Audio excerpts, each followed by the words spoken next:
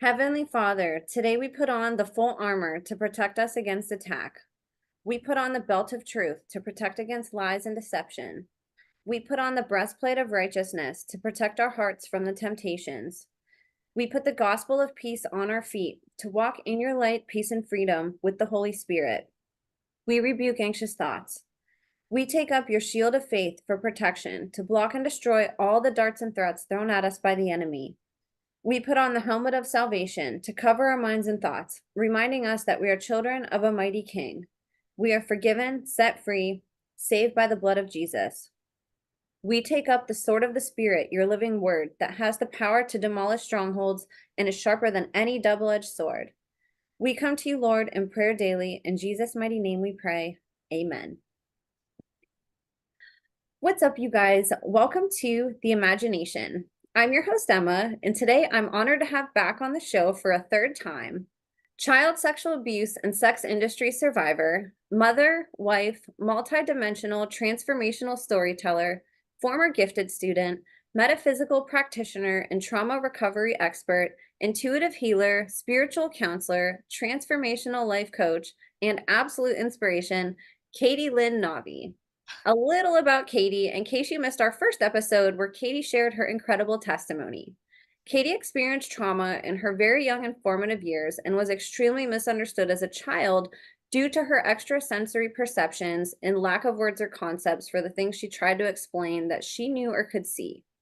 Paranormal experiences were very normal for her, and in turn, she developed a fascination from a very young age for the supernatural and phenomena. In school, she advanced into being placed into the gifted and talented education or GATE programs and was selected for leadership conferences and going away to represent her school at leadership conferences and retreats to help develop her writing and speaking. She was part of Odyssey of the Mind and youth ministry. As she got older, Katie would internally battle the inner knowing of her intuition versus the strict path her parents expected of her as the daughter of a military father, and eventually settled on working in the medical field. It was after this decision that she would experience a series of events that would begin to push her into the realms of discovering MK Ultra and questioning the Western medicine model. The last time Katie was on, she was joined by her dear friend, Daniel Forsyth, and we did a magical deep dive into the time at Sovereign Health, which was a rehabilitation center that in hindsight seemed to function as a gifted and talented center for adults more than a rehab center. It really shined a light on how the government appears to have its dirty fingers in every faction of society and how these quote unquote programs for adults may actually be an extension of the same scouting programs we know exist for our children relating to MK Ultra. I'll have these two incredible episodes linked in the show notes for you guys to check out if you missed them. This time around, Katie is going to take us on a journey into a period of her life where she was scouted once again, but this time into the world of webcam models and online sex work. After 10 years of experiencing burnout in the medical field, Katie's frustration boiled to the point of no return, and she began to seek out an exciting new career. One day, she stumbled on an ad that advertised, quote, "Moms make $500+ a day," end quote. It was a recruiter for a webcam platform. Katie was immediately scooped up by a business owner that ran his own webcam platform called Angel Girl Studios and offered to pay her to do his marketing and generate leads for him. Katie thought she was doing something good that was helping to empower women. They started recruiting women from all over the world, and Katie discovered there were not really a lot of regulations with the women who were coming out of different countries. She started to think that there were prostitution rings operating where the women didn't have a choice in what they did online. It didn't take long for her to see how much this industry was taking from the women that were being targeted instead of empowering them. What Katie didn't know until she got into the thick of it was that the webcam world was more of a cult in itself, and the implications of entering into this world had more of an effect on her mental health than she could have anticipated. Katie was used as a frontwoman for Angel Girl Studios and was considered a director of recruitment and model trainer. Eventually, she was even called the CEO and president of the company just because the owner thought that it would attract more women if the business was women-owned. Katie didn't own anything and didn't make anything either. All the money she made was always taken by the people above her. Katie was basically a slave inside her own home. She, like many targeted individuals, began experiencing things like gang stalking, and realized that the exciting new job she found might have put her right in the thick of a nefarious human trafficking and prostitution ring intelligence operation. Before I finish introducing today's guest, I wanted to give just a couple quick reminders and updates. If you'd like to be on the podcast as a guest or share any information privately with me, you can email me at imagineabetterworld2020@gmail.com. You can also use this email if you'd like to be a part of my new book series featuring written survivor testimonies. Then you can find the video with all the details on how to submit your testimony on any of my podcast channels.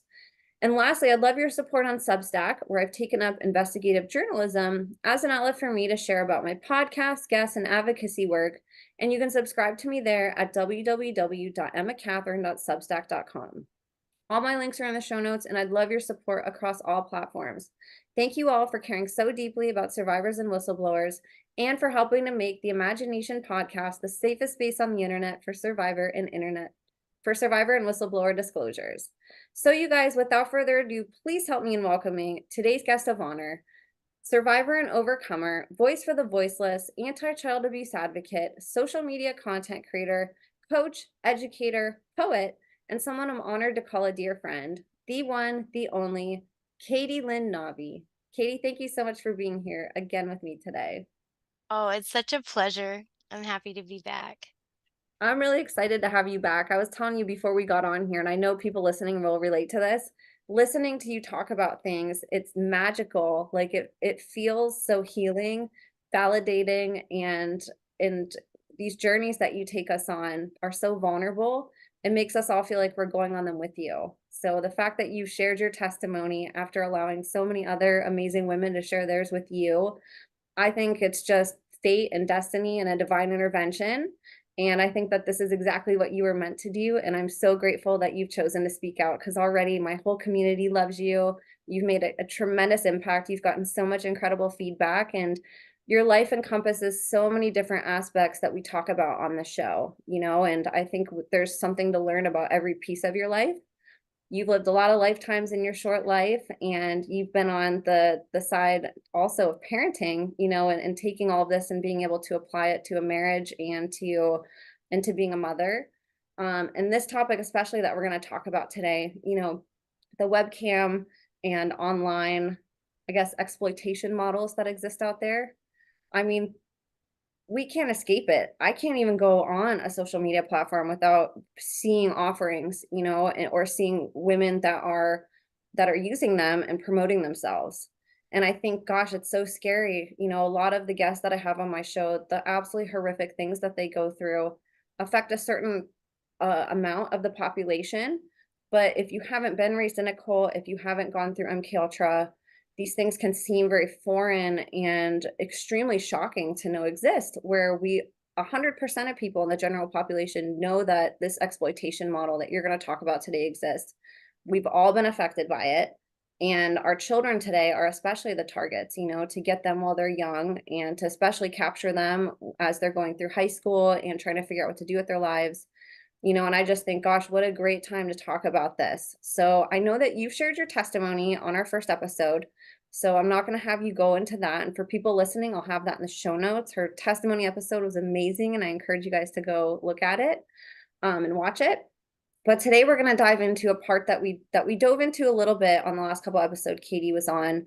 But it's actually a really big part of her life, and I think a really big part of the picture today, which is her time involved with webcam models and online sex work. So I thought, Katie, to just kick it off, why don't we talk about maybe what was happening preceding the decision to take this opportunity?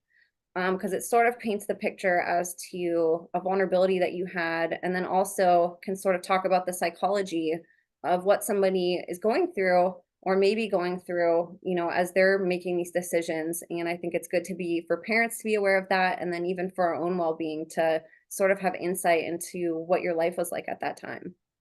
Okay. Yeah. So I don't think people just like wake up one day and they like make a decision like that's a good idea to like go do that for a job or go into that industry, for example. And I want to just kind of explain briefly a little bit of like the origins of maybe what could have gotten me on that pathway first. Um, I always struggled being in my body. Like, I always, from a young age, had a really difficult time being in my body, accepting my body as it is and loving it. I felt really dysmorphic most of the time growing up. Always wanting to hide myself. I didn't like to like wear shirts that showed my arms. I was like um always having this polarizing feeling of wanting to be seen and also wanting to not be seen at the same time. And so I struggled with that, and it sort of manifested a lot of my behavior in relationships with the opposite sex as I got older and as I started dating. Um, I started to feel like I needed to be inebriated in order to like be free and be self-expressed or be naked, you know? So like my going out and like my party girl days were kind of like an expression of this part of me that wanted to come out of the shell, you know? So that part of me never really got quelled. There was this always this need to like have this part be seen, and then this other insecure person who was like feeling small and like hated her body also lived inside me. So there were the healthcare professional that worked for 10 years in an office that was really intuitive and great at serving people, but worked for like pittance of money, you know? And then one day I woke up and I was like, hey, you know what? It does not make sense that I spend 40 plus hours a week over here and I only make this much money. My rent is this much. Like, I don't understand what I'm doing with my life. So I had this like midlife crisis, this quarter life crisis, I'll call it. Um, and right around that time, I was also like kind of living a little duplicitously, where I was like the girl who went out with her girlfriends on the weekends, split into my altar when I got drunk. And then like I would get to live out this other personality and fantasy of who I thought I wanted to be at that time, like this repressed sexual person that was like very like different than the person that I was in my regular life. And so I was kind of like starting this path of duplicity a little bit at this time in my life. And um it was right after like I had my kids and I was just like young. I was a young mom.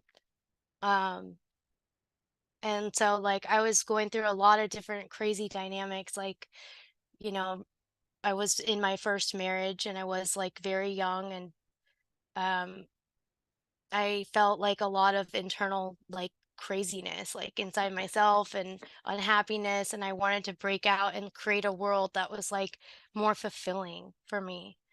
And so something inside me just like decided to crack one day, and I was like, I want to find out how to be my own boss. I want to make a lot of money. And I had like this drive to just like break out of the matrix, you know? So I went on Craigslist, as one would do when they're in a quarter life crisis. And I go and I like look online and I see this ad that says moms make 500 plus a day. And I was like, oh, wow. Like, and silly me, you know, I don't know much about how the world works on the outside. I'm just in my little bubble of the 9 to 5 matrix life that I do. I'm looking online. I go, oh, this looks like a cool opportunity. Is this like an MLM? Because I knew about MLMs. I have had plenty of failures at like makeup sales and things like that, you know, and I knew I didn't want to do that. So I thought, this looks cool. I want to look into this. So I called the number. I get a call back from this girl. She's an Australian, and she says she's like 2 hours away from me where she lives, and she tells me all about the job and how it works. And I ask her lots of questions about it, like how do you protect yourself, like your you know, identity and all that other stuff. Like I don't want my family to be involved in any of this or know about this kind of stuff. And she was just like had a silver tongue, and she sold me on all of it, made it feel like it was a really empowering, safe opportunity, and like told me she made like $2,500 in one weekend and like all this stuff. So I was like, that sounds really awesome. How does this work? She's like, just send me your ID and I'll get you signed up. I'll like get you logged into your platform. and then you'll be working for us and you'll get a commission.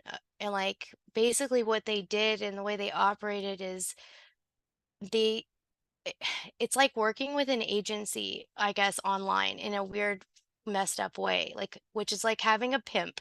I'm just going to call it what it is. It's like having a pimp, but they call themselves a studio online, and they promote you and they get you circulated and they do stuff to drive traffic to you. And that's like sort of your trade-off for your working for them, and they're like getting you all this attention online, and you're supposed to get like a percentage of your commissions of what you make. And it's just so this is like a weird business model to begin with, because somebody's pimping you out basically online, and it's designed to kind of look more like marketing. And so that's a thing. So anyway, she didn't explain all of that to me when we first talked. I found this out after the fact. She just made it sound like it was really simple. Like, here's all you have to do is just sign up and you'll make this kind of money. You just gotta do this. I'll sign you up. I didn't know about them taking a percentage or anything like that at the time. So by the time she tells me, here's your login credentials for this campsite, I look and I see all the like back office stuff, and I'm like, wait, my name's signed. Like they signed me, they took everything. They had my ID, but they signed me up and they have all my banking information and account information under their stuff. And I don't have any access to edit any of those back office tools. Like they had all the administrator tools on my account. So I was like, okay, so they're going to be the ones that the money's going to go to their account, and I'm just supposed to trust that they're going to pay me my cut. Okay. So it's like a trust exercise already. You're like venturing into this new unknown. And then the thing about once you're actually there, like so I already had some red flags about that. But of course, like I had a lot of little red flags and I just kept ignoring them, thinking like it's a woman. Like a woman wouldn't tell a lie to another woman, you know? And so I just kind of felt like safe in a way because another woman was like telling me, hey, this is how it works and I do it. And so I felt like, okay, I can trust her. So I just kept following suit. And once I was in there, um, I didn't know what like to do or what it was like all about. So I kind of like the autistic version of me came out. Wearing a red dress, sitting in a chair with a table, like tarot cards and stuff, having like a talk show. Like on my first night on the cams, I'm sitting there like doing a game show or something in my room. And I get like invited to my first private chat, which is where you make all the money. And I realized like it was one of the campsite owners or moderators that came in and wanted to see me and like interact with me. And so I was like, why is the big boss checking me out? You know, like in my mind, I'm thinking like I'm new fresh meat. So maybe they're just trying to see what I'm like all about on a one-on-one. And um every time I was in this world, I felt like I was like somehow there's this part of me that was able to disassociate and like go into a character that I needed to become for whoever I was with. And so that's when I was really starting to like realize I could be all these characters online. I could become all these different women, all these different expressions of myself that needed to be like discovered and maybe acknowledged or healed, you know? And so I was like kind of consciously, but also like unconsciously, because I was like started using substances right around this time. Like it would be went beyond drinking on the weekends. It was like I started using amphetamines, and you know, like that just like allowed me to open up and become like this fully expressed version of me. That was the person that was the little person that was hiding just came out and was like booming like a lion. And I like started manifesting this other persona, like this split, you know. And I have to say like the origins of all this too, when we're talking about MK Ultra and stuff, um, I was in a program self, or I was like set to auto program. I don't know if that makes any sense, but like I felt like I was on autopilot. Like there was something that just needed to like create a domino effect for me. And it was like I was programming myself. So some of the things I did when I entered into this world before I went in, and that's why I think I felt like it was a mission when I was in there. I started programming myself before I went into this. I started listening to Lady Gaga's album, Art Pop, or I'm sorry, yeah, it was Art Pop, that whole album. Art Pop, I would listen to it on repeat over and over and over again because those songs, they like embedded into my consciousness what I was actualizing, what I was actually doing in the world that I was in. It's like her first song is like about killing off your former self and going into this altar and becoming this other person. And a lot of the songs are really about like female domination and letting this alter ego come out that's like the dom. It's a femdom findom type album in my opinion. And so I was really like getting into that. I would program myself with music. I was like studying things and researching them like somebody who had like needed to brief themselves. I was learning about like the different fetishes and like the findom world. It was like a part of me thought I was going to learn as much as I can about all the deviant, weird shit I can before I go into this world. And I had like all these men that I told you about in the last thing, like my life father team that were all kind of directing me, guiding me, letting me explore and express these parts of myself as well. And like I was really like groomed in the BDSM arena.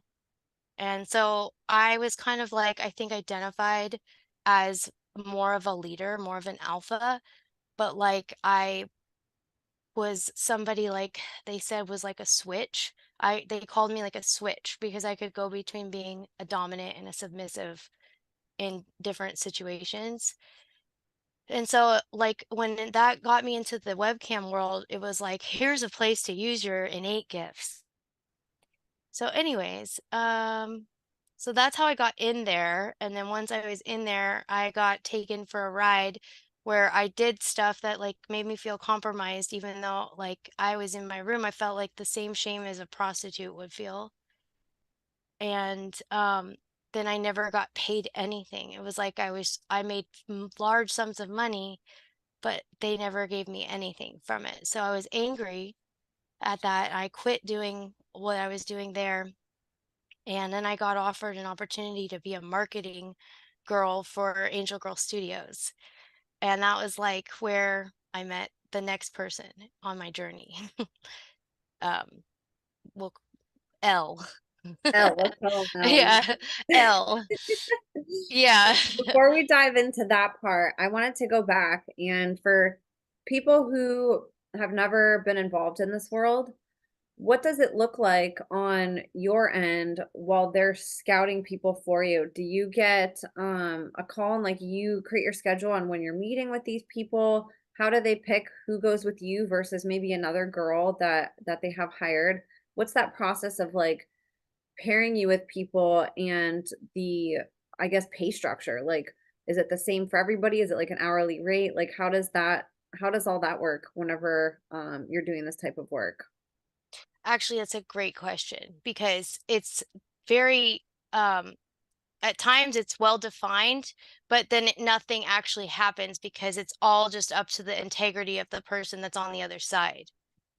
Like, so somebody could be making a deal with you, like, um, I'm going to give you an example. These campsites, when we recruited women, we're jumping ahead now to when I was a recruiter, but I'm going to tell you like these campsites at one point were paying women $10 an hour to just sit there to be on the camera. They didn't have to do anything, but they had to be physically on the camera.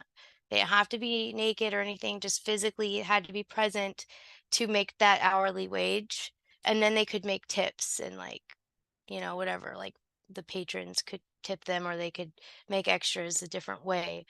But they used to just have this thing where they wanted to get women on the cameras and build these sites. So when I think I was there in the evolution of a lot of when webcam sites were starting to get big, and like the industry was popping. It was like a hot trend. And so they wanted to just pay women just to be there so you could get an hourly wage. And $10 an hour back in 2015 was more than minimum wage in other states. And this was, something that, like, that's why this agencies and studios got developed, because there was these cam sites that were like making money from having all these people, these butts on cams. We'll get to that comment. And then so yeah, these agencies were so used to seeing all these people coming in, and they're like, hey, like, let's start taking a piece of it. And so the hierarchy was the campsite creator.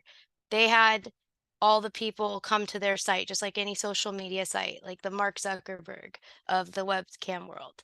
Then people were like the gatekeepers. So there's these studios or agencies where they basically went online, found people, recruited them, and was like, hey, work for us. And they used them, they plugged them into these campsites, and then they managed basically them. They managed the funds of how they performers earned what they got. Where a performer could really just go on and sign up for themselves. They didn't need a studio, they didn't need an agency online or promoter. They could just sign themselves up if they wanted to and do their own thing and take their own whatever. But there is like this like whole web of pimps that grew out of this webcam world, webcam pimps. And I feel like it's really important for people to understand like how syndicates are formed in this world. Like, it's not in the pay structure and these promises that they make. They told me like I would get a certain percentage of how many people I recruited and put in. Yeah, so like I didn't make a damn thing though. I'll be honest with you. I made a lot of money for somebody, but not for me. This was a 3-month period, by the way, this whole webcam experience and wild ride that I was on. The biggest parts of it happened over like a 3-month period. So it seems like it seems like a lot of trouble can happen in a really short period of time if you go into this. Yes, 100%. And it's like how you went on Craigslist, like now you don't even have to like go Yeah. seek out a newspaper or like, go to a specific website. You just, I mean, there's ads Yeah. everywhere for this stuff now. And they do like they paint it as like this super easy thing, this thing that you can make a lot of money with. And, if you don't know better, it does look appealing that, hey, I can just work from home and all I need is like a computer and a camera Yeah. and like the means to, communicate or be creative and like create content for people or for a website. It seems like it's this sort of golden opportunity for people. And there's also people that do make a lot of money off of this. And so whenever you see that and you see, gosh, this could be really easy to do that, it's no wonder why, especially these younger generations that they're targeting, because there's all this sort of rebellion against going to college more and more these days and sort of building your own business. There's the picture perfect Instagram culture where everybody now has, surgeries and just all these means of sort of roboticizing their bodies to be perfect and altering them. And so when you have sort of this culture that is promoting all of this, it's basically promoting exploitation and making it look really positive. Something like this, I feel, could appear very, very appealing to somebody who might be trying to defy the old model, who might be looking And for it, attention in a sense of like just feeling in a vulnerable place in their life, feeling sad or depressed or lost. It's and I know that we'll get into sort of what goes into the scouting aspect of it, but it's like these are abusers in a sense and that are sort of sitting at the top of this to where they understand like manipulating people to their advantage who may be in a vulnerable place. And it's not abuse like how we talk about a lot on this show, but it's I think the more that we can understand like grooming, that's probably a better word. The more that we can understand like grooming and what that looks like, the more that we can identify it. But it's also really hard to you whenever you're going through emails and like you're talking with people online, there's also sort of like this gray line where it's really easy too to, play on somebody's weaknesses or strengths in a sense. So very, very fascinating on, sort of your journey getting into this. What was life like at home at that time while you were sort of doing this? Um, did you do it like right from home? Did you leave and go somewhere? And like how did that impact your personal life at that time? It's a great question too. This is the part that's like the hardest to talk about. I had separated my home life from my other life, like my secret life from my private life, I guess.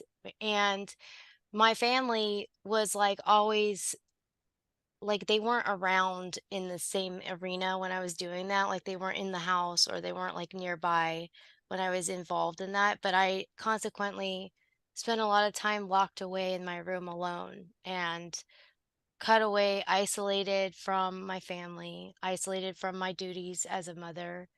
Um, like the whole thing became kind of like an obsession for me, like an obsession to vindicate myself, to vindicate like others. And once I started to see like all this craziness that I was in the rabbit hole of, and like because I became so like absorbed in the trauma of the whole experience of being in that world, and also, just like my own like struggles in my marriage, I was like so separated. Like I had checked out, I think, for that period of time. I wasn't really there emotionally, mentally, physically. Um, I couldn't be there because it's too hard to switch back and forth in that way, in that world, and to become like those characters that you have to become in that world. I couldn't be a wife and a mother like I needed to be at that time, and I struggled with juggling between different personalities and different personas, and it was easier for me also to be somebody else's fantasy than it was to be the reality of who I really was, which I was struggling internally with a lot of stuff like at that time. And so like it was like more inviting in some ways to be in that world, even though I knew that that world was convoluted. I felt like I was breaking out of like a different world where I felt like repressed, and I felt like um hopeless, you know. And so it was really easy for me, like my psychology was really easy to bend to something like this and an opportunity, because I went into it with like my own ambition, my own vendettas. I had like a curiosity to explore the darkness within others and within myself because of the abuse like that I experienced growing up, and all of my own like really weird kinks. Like I was definitely I am rather definitely a kinky person, and I wanted to like explore this part of myself to understand why I am the way I am, because there's so much shame that is associated with the stuff that like drives our sexuality. And if like we can't talk about that, like I really think that's why a lot of women also go into these things where they like choose it, rather not somebody forcing them by the hand, but they choose it because um because there's a part of ourselves we're trying to explore and heal, and it's a slippery slope because you want that empowerment too, and there's this power need for power.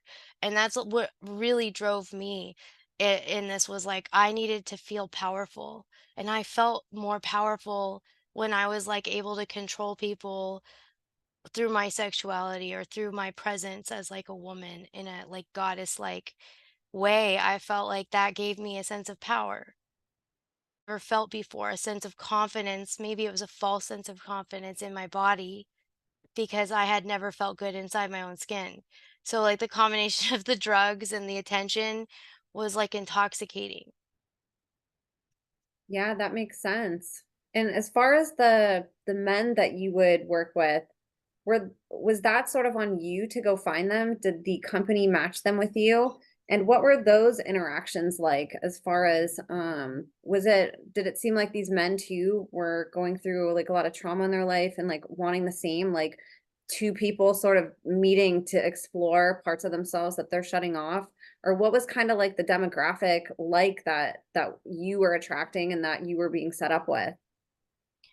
Well, it depended on what department of kink I was working in. To be honest, 'cause there's a lot of different psychologies that are in the BDSM arena. And so there were some men that had like the ones that there was a mixture that I worked with, but the submissive ones, I say that in quotes because a lot of these guys, they just like to top from the bottom. Like there's some men that they would, consider themselves submissives or subs. Those types of people that I worked with were interested in a power exchange. And that's like really what it is in BDSM. It is a power exchange. It's psychological. It's not just physical, like what people consider like the physical inversion of pain and pleasure. That's part of it. That's just a little taste of it. BDSM at its core is a psychological thing. It's a trust exercise. It's a power exchange. It's a battle within yourself to let go of like the parts of yourself that, are holding you back. It's also a place where you can be exploited by somebody who doesn't have a safe, sane, and consensual mindset. And so within that, I was just gonna say, like, within that, like, I met a lot of people that wanted to exchange, like, a sense of power between themselves and someone else, like a complete stranger, because it's exhilarating, it's liberating. So the psychology of the people I saw, a lot of them just wanted to feel like the same way I did, like a change from reality, a feeling of liberation to let all of your demons come out and become integrated in some way. And I feel like that like that was a lot of that in that realm, but then on the other side of it, there was people that were handling me. I was like handling certain types of men, and then there were people that were handling me. And it's like kind of like a layered situation when you're in this world. And they would tell me what to do, like send me instructions and like I don't know how much I want to say about this one, but some of the stuff were like telling me like things to put on, where things to put in my body in certain places. And like there was a level of like mind control with that because um like I would realize in hindsight some of the reasoning behind what the instructions were um there was a lot of like at a highest level, like the handlers that know what they're doing in this realm, they know how to like get you to ground you, like and ground you like I felt like a mix of emotions between like accepting that somebody's grooming me because there was a sense of awareness that I was being groomed and I allowed it, like I was okay with it. And then also being like, okay, this is weird and not okay. I don't like this. But like some of the stuff I was told to do were like techniques to ground me in my body when I wasn't like fully grounded up here. And um and they seem to be like gross, weird stuff, you know? And then I somehow like in my mind at the time I was like I had some weird appreciation for all of the things that were being told to me that I was told to do. I had some weird like loyalty where I would carry out whatever I was asked to do, like put this in your butt or, wear this all day. Like, do these types of things and these types of, it was just like I don't know why, like I still to this day, like I felt like a part of myself was totally split and disassociated at that time, where I just allowed myself to be programmed and to follow suit, like kind of like a soldier, just taking orders and being like, yeah, yes. I even called my guy sir. That's how I had to address him, was sir. Could not address him by like any other, as master or sir. And that's how a lot of them worked in that arena, like the actual like, the DOMs or whatever, they would want to be addressed as master or sir. And there's a lot of ritual training. There's training, and they literally call it training. Like, so like they teach you and they train you to basically be like where you have like certain, you're basically like submitting to mind control, essentially. Like that's like there's no other way to put it, but it's like a level of submission to the program. Like, yes, sir, I'll do what, and like you do what they say. If like you have to walk around naked in a collar, if you have to like wear something, or whatever, report something, there's a lot of that programming in there. And so once I had that on the outside, and I say that's on the outside because that was coming from like my end-to-end encrypted secret app and my interactions with my Life Father team. Um, then I like go in on my own into these like arenas. And so once you're in there, it's like now I'm like the op, and I'm like scoping all the people in the place and sniff, and I just go in there, and I was somewhere between like a real person that was like who people thought I was, but I was also kind of like sniffing out the whole thing while I was in there. And I felt like I was like groomed to pull it off, because so now as I look back, like, and I have to just say this right now because I could be completely wrong and off base, and I could be just like weird for saying this too, but I do feel like in some way, whether this was intentional or not, there was some positive end to what my grooming was. Like I was prepared to go into like a battlefield, or like prepared to go into a specific arena to understand it, to have like the awareness to pull it off, to do what I had to do to learn the things I had to learn. So I don't know if this was a positive thing, like if I was actually groomed for a higher intelligence situation. Um, because I look back now at like who the ones that were training me and grooming me were, and they just didn't seem like your typical creepy pimp type personalities. These were like really intelligent professionals. Wow. And I know, and maybe you could talk about this a little bit more too, that there's sort of, whenever on our last episode with Daniel, which was an incredible episode, by the way, and I hope everybody goes back and listens to it if you missed it. But you had talked about that a little bit and sort of how things started intersecting for you. Did you notice any of that in the moment, or was that only in hindsight where you were kind of like connecting those dots? um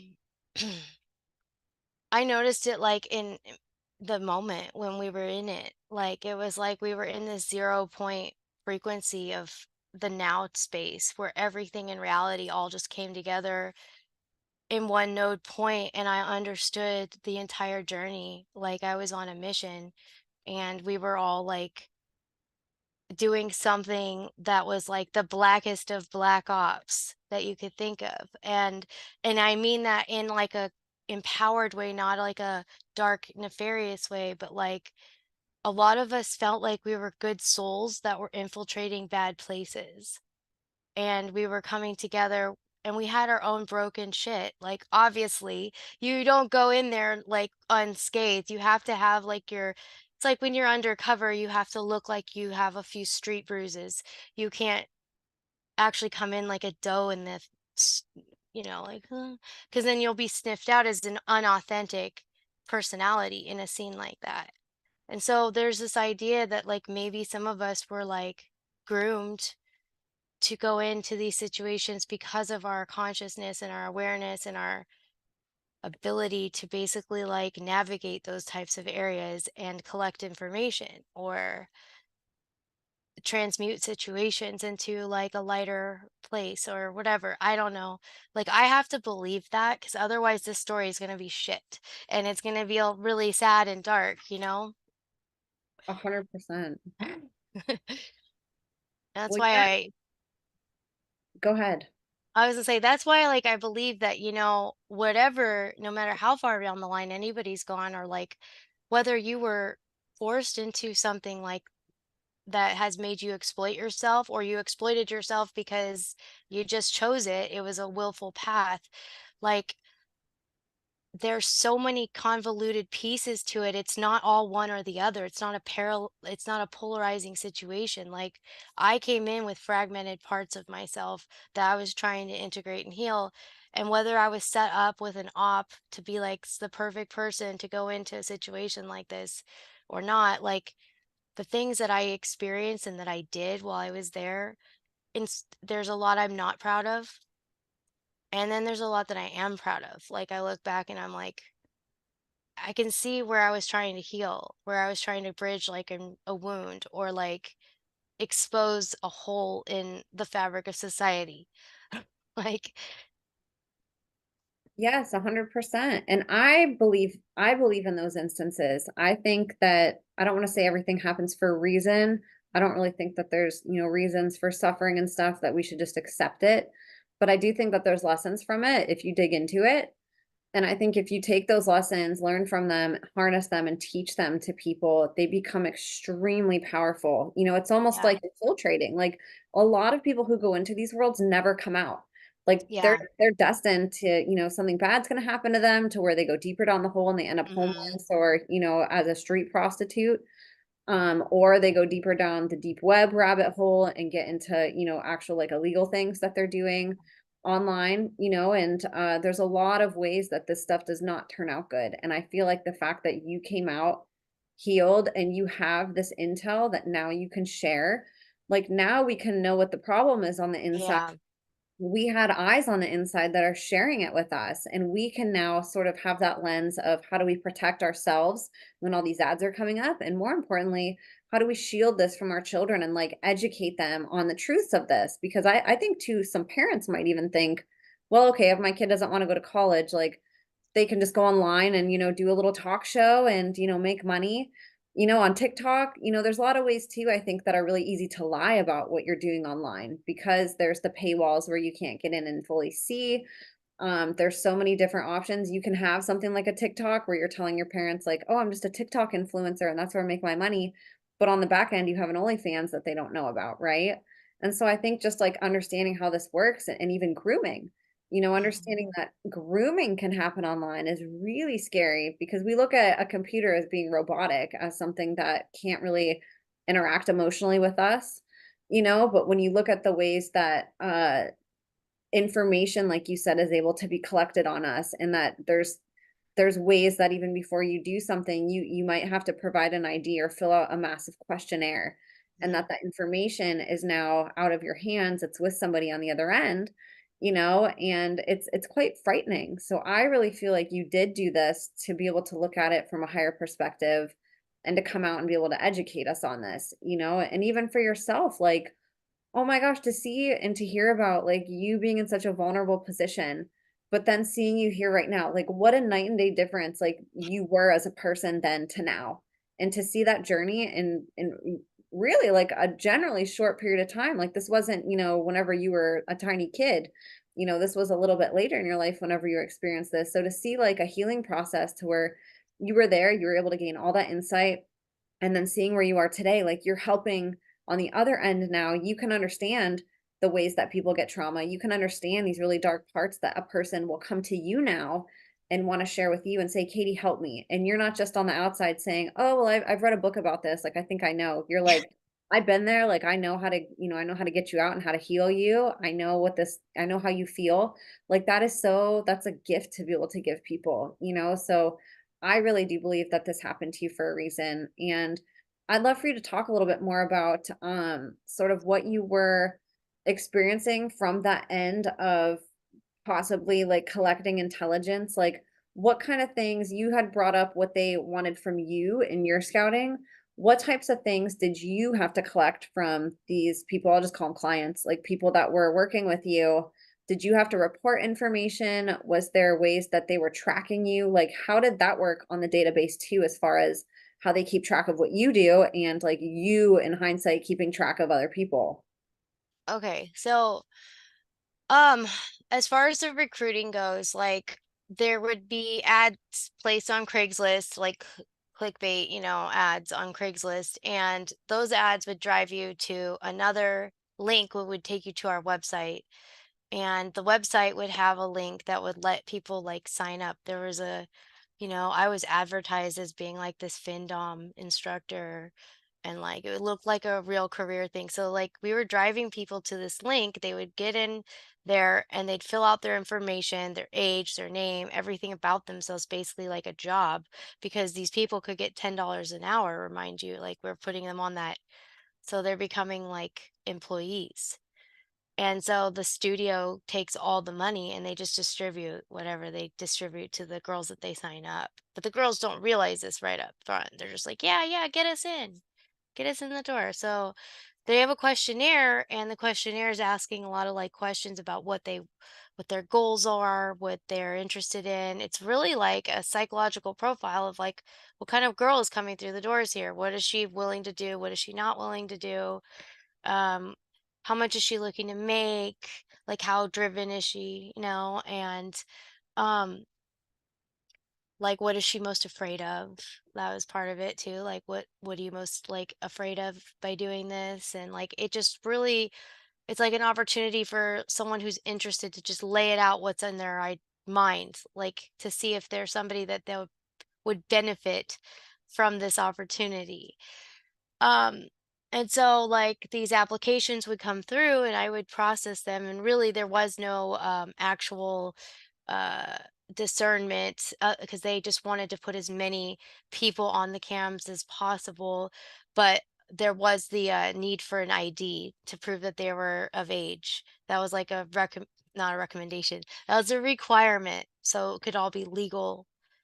And so these girls would like submit their IDs to me, they'd submit their whole life stories to me and tell me like what they were interested in and why and what they were, it's like I got the full picture of these people, and it was such a variety pack. Some were ex porn stars that wanted to get out of the porn, and some were ex strippers that thought this would be a safer alternative. And people like, I have to say to this extent too, once you go into any form of sex work, even if it's just webcam modeling, um, it does something to your self-esteem where it makes you not really realize that you can create wealth for yourself any other way. Like that's why women who start or have experienced porn or sexual abuse, or they've been strippers for a little bit, it doesn't even take very long. It just takes a short time of that exposure. And you start to think, this is the only way that I know how to survive now, how to like be abundant or be able to take care of myself.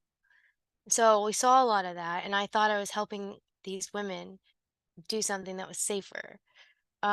And I saw other young, ambitious girls that were like, I'm an actress, aspiring actress, and I want to perform. And they thought this was like because it was advertised as not porn, non nude modeling. And that's how we marketed it. And we had a lot of variety of people who thought this is an awesome opportunity. It was like a budding new social media platform, for young women who want to share their talents. And I really sold it.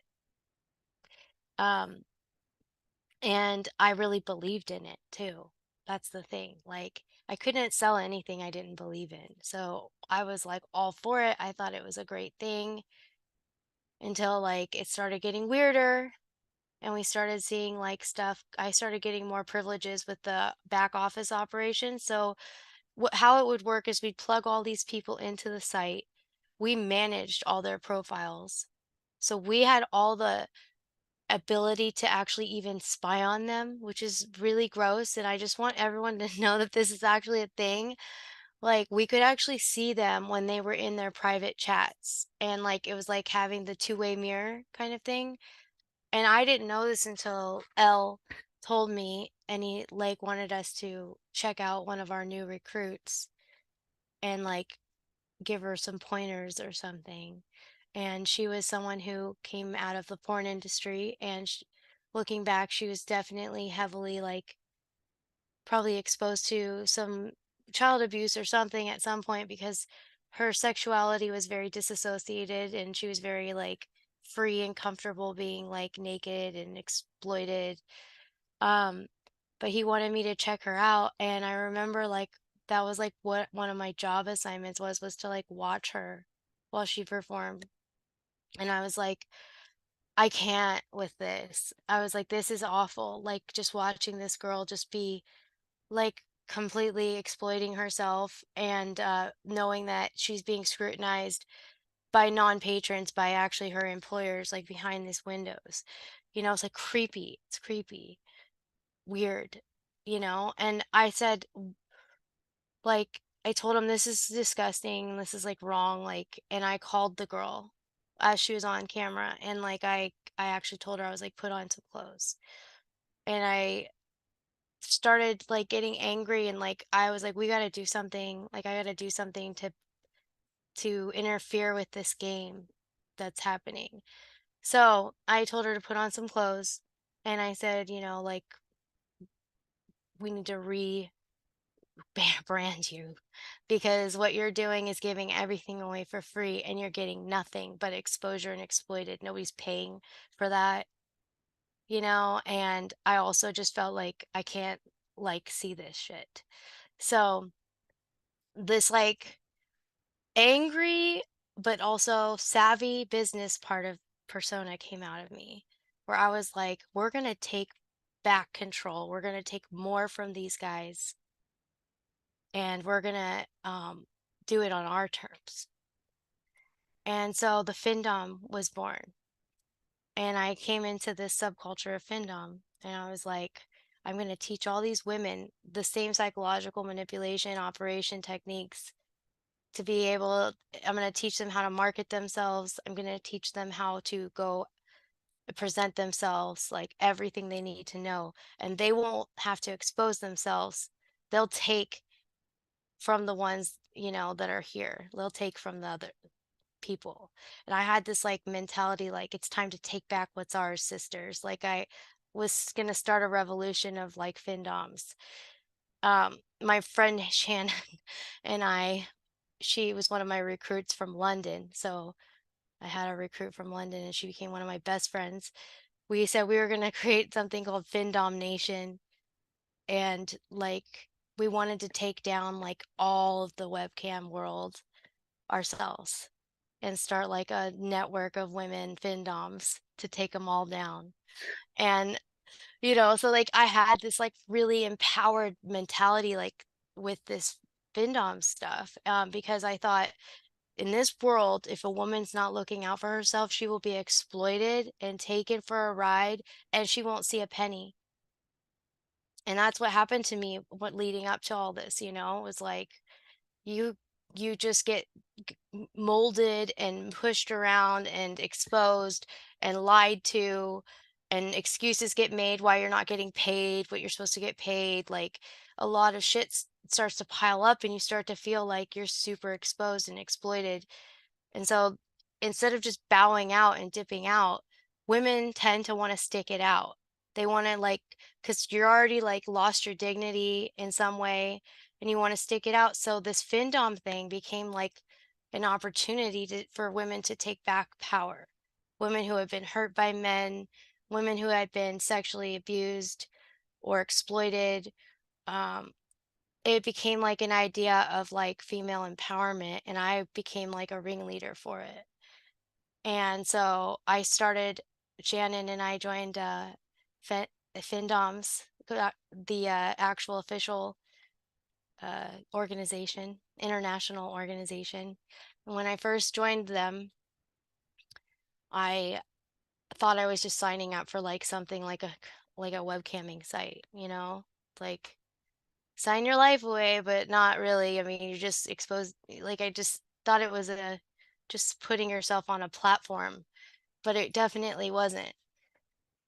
Findoms was more of like a cult, and an initiation process was made in order to even join that platform. So, like, they wanted you had to like choose kind of like a genre of what kind of a mistress or goddess or princess. Like, there's three different like character personality traits that you could embody.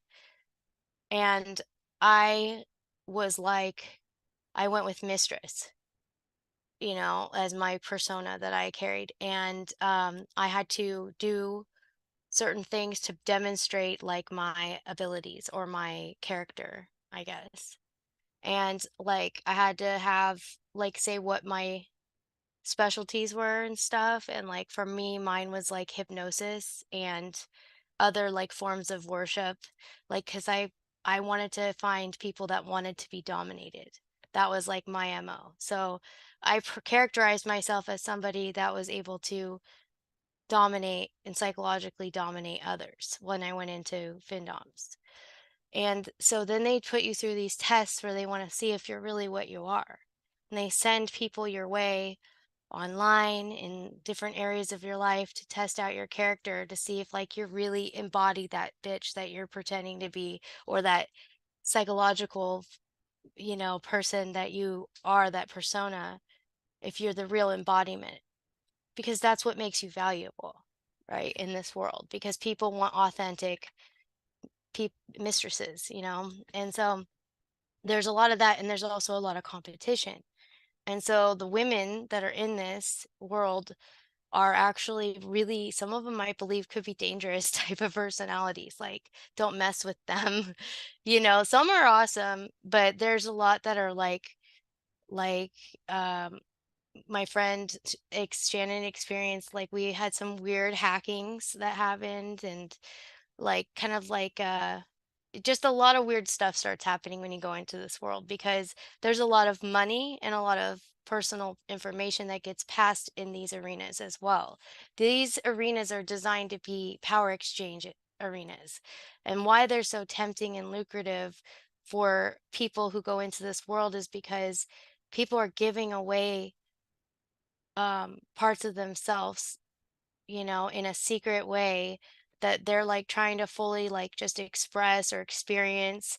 So there's a lot of like a lot of money that gets passed in the power exchanges, and there's a lot of just, it's like psychological. It's like a lot of trust that gets happening. So these Findoms, they like scope you out. They send people your way. Some pretend to be like perspective submissives, and they pretend and they like scope your personality out, and and it's like all just like a series of psychological tests to see if you're legitimate.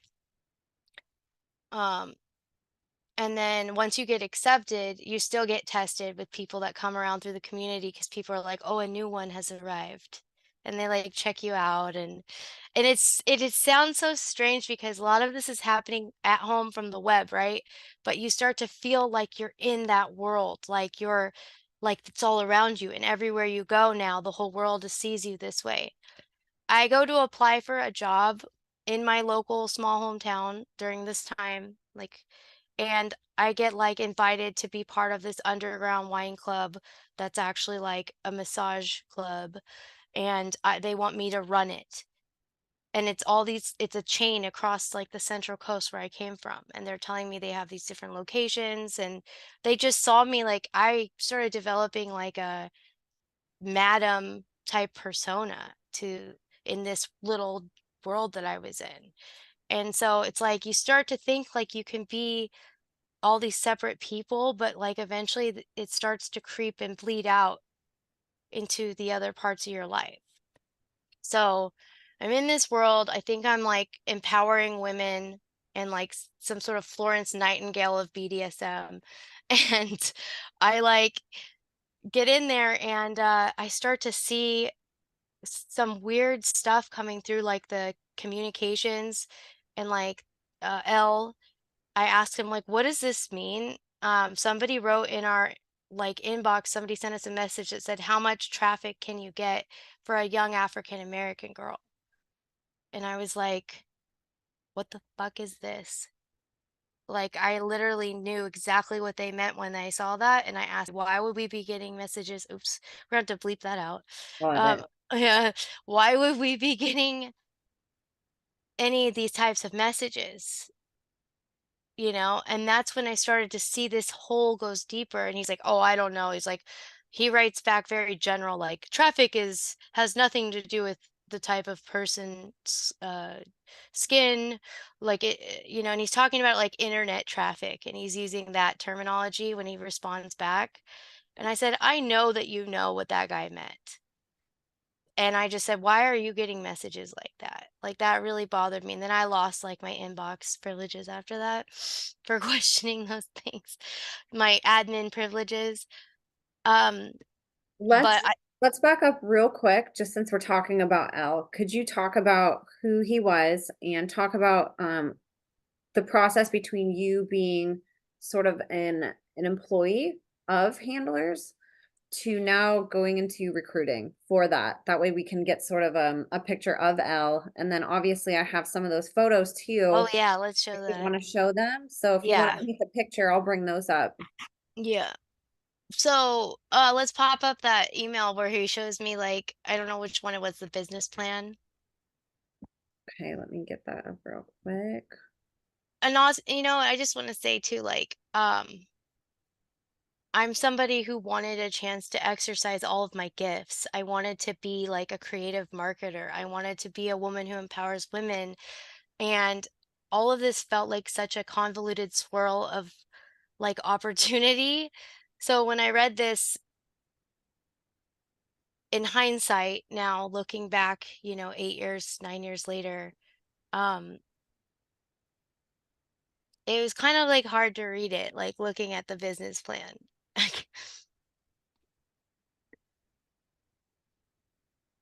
um, So he L is this guy that recruited me when I was really down and out after realizing how I was exploited and not paid when I got recruited to go on webcams.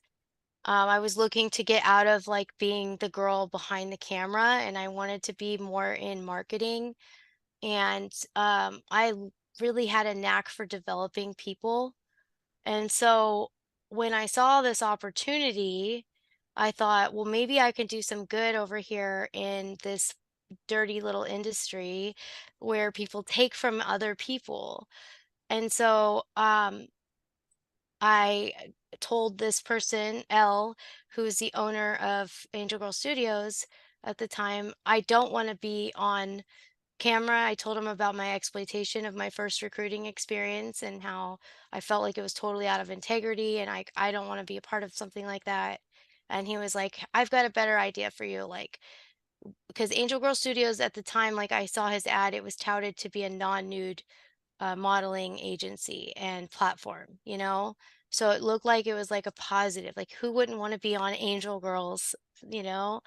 And so I reached out and I made sure I assured him with him, like, this is really legit. You're not just like, because I told him about my previous experience, and he said, like, well, if you want to feel better about it, how about you get to be a recruiter and you can get paid to actually help pick the women and recruit them.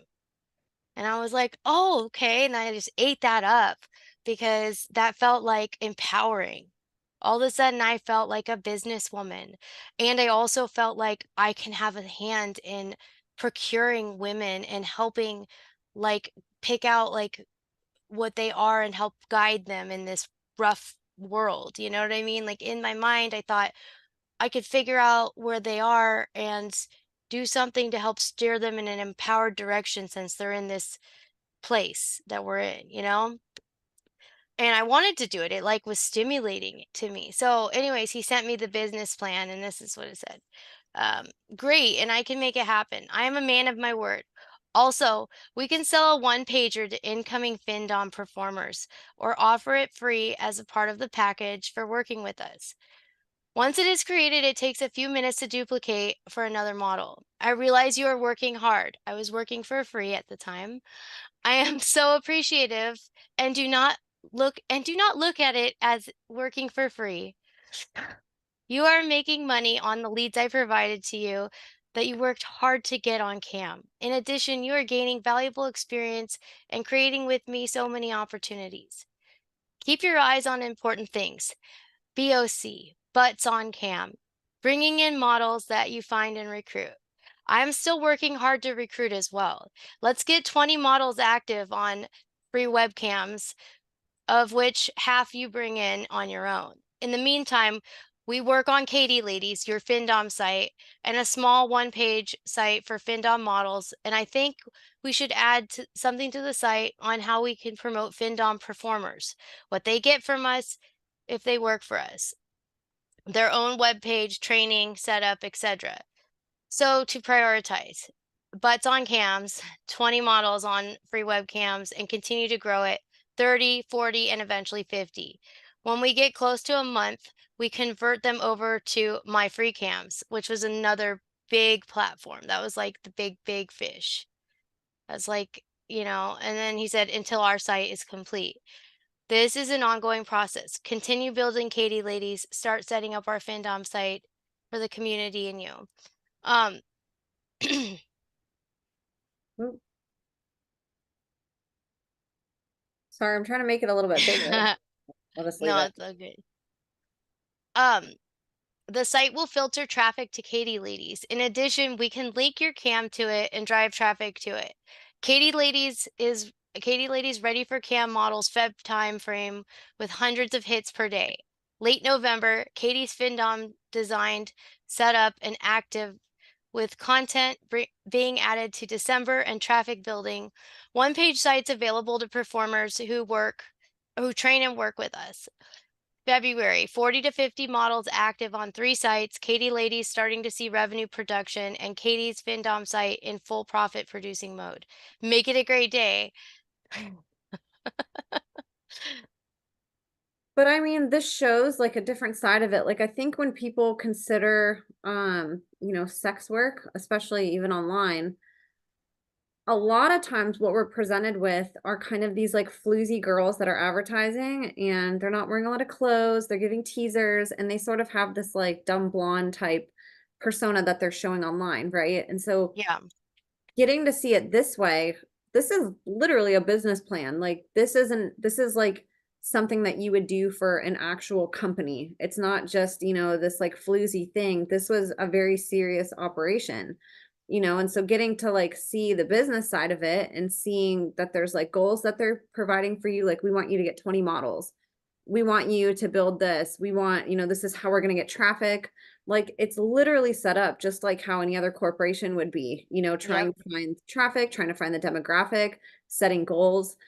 So it's really interesting, and if that's what you were seeking, like, and I mean, I want to touch too, like, there's been such a big movement, especially the last decade of the feminist movement to where it's almost this it's evolved into this toxic way of women being really powerful, Hmm. which women are very powerful. Like you don't need shit to be powerful as a woman. Like women are very powerful, right? But there's this movement of like, take your power back by working hard and hustling, like be like a man, and at this point in your life, like before you were doing this, you had said, you were kind of at this low point in your life, Hmm. but you were just getting out of a job where you were a fucking boss lady working in the medical field. Like that's no joke working full time in the medical field. It's one of the most exhausting fields there is, mentally, physically, emotionally. And so you see that you already had this like incredible drive in you to like not only help people, but to like be able to work your ass off, Yeah. and then your mom, your wife, like, so you see how if somebody's vulnerable to where they're trying to overcome trauma, they're exploring parts of themselves that were never expressed, and you're wanting more out of your life. You're wanting to sort of give into this like feminist movement type thing where you're like, I'm gonna just be a fucking badass bitch, like I'm gonna go run my own business and make my own money. Like if somebody had that perfect cocktail of those elements, this sounds very intelligent. Like this feeds into that. This isn't some like stupid thing that somebody threw together. Like this is an intelligent business operation, to where they're probably making a lot of money off of this. And like how you were saying the word like grooming, and then grooming the employees, the women who are coming on these sites with these very sophisticated plans, language, and making it sound like this really awesome thing. Like you can see reading this how this could be appealing for somebody who has all those elements going on in their life, and the drugs and stuff like that. You know what I mean? Like there was a lot Yeah. of vulnerabilities in your life. So to me, this is like fascinating seeing this because I think it shows a different side than what most of society understands this to be, which is not sophisticated. And you can clearly see here that it is very sophisticated. There's a lot of thought that goes behind building these operations. Yes. And there's a lot of opportunity to take advantage of a lot of people that are just looking to make a better life for themselves, really. Like most of the people that willfully choose this path are just women, like regular everyday moms, lots of moms. And, other people who are just looking like students trying to supplement their income. Um, and then there's the group of people that didn't choose this. And because of this type of business operation and model, a lot of people can be forced to perform and to be like, just like any other form of trafficking. Like, in a lot of it, I mean, I know that like a lot of it happens in other countries. Um, like I had, and it's weird, like you can kind of see when you're in there too, like you could kind of tell like a lot of these more sophisticated operations, like they have like studios, like actual stages, and they make them look like actual bedrooms, but they're not really in somebody's home. And these people are like, they are performers, they are on stage, they are not there maybe even by their own choice, like they are groomed to be like, it's like being groomed to being an actress but in a different world. Like the webcam world and the sex porn world, all of that, they have awards, like they have performance awards for like best actress and best, whatever. And so this is a world that feels just like, if you are not, if you are in a certain mindset, you could start to feel like you're in a world of like potential for yourself to be worshiped, to be honored. And yet it's like an inversion because you're also like in a very exploitative situation, or you're either exploited or you're exploiting somebody else. And ultimately there's a medium between the two, which is called a power exchange.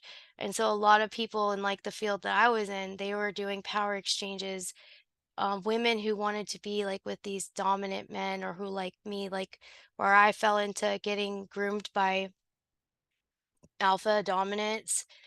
Um, it was because I had a need to surrender to something, because I was really struggling with myself and integrating all my own emotions and trauma and like struggles within myself, like my body, like self-loathing, all of that. So it helped to have somebody that was like telling me what to do and how to like how to get beyond these parts of myself that I thought were like, like they walked me in like into the darkness so that I could like face a lot of stuff. So I began to trust these people, and like there's like a bond that forms when you go into like your own darkness with someone, that happens in this realm. And that's where the power exchange takes place, where you start to like give and be willing to submit more and more and more of yourself, to the point where you're willing to say, I am your slave. Like, and actually that is like a level that you can get to where you're willing to ultimately become a slave, a human slave to someone else. And talk about for people who might not have seen the last episode, I want to go back to the femdom part and to talk more about that website to you. But talk about these like father figures that you talk about And explain that part too, because that's another part of the bonding. Yeah.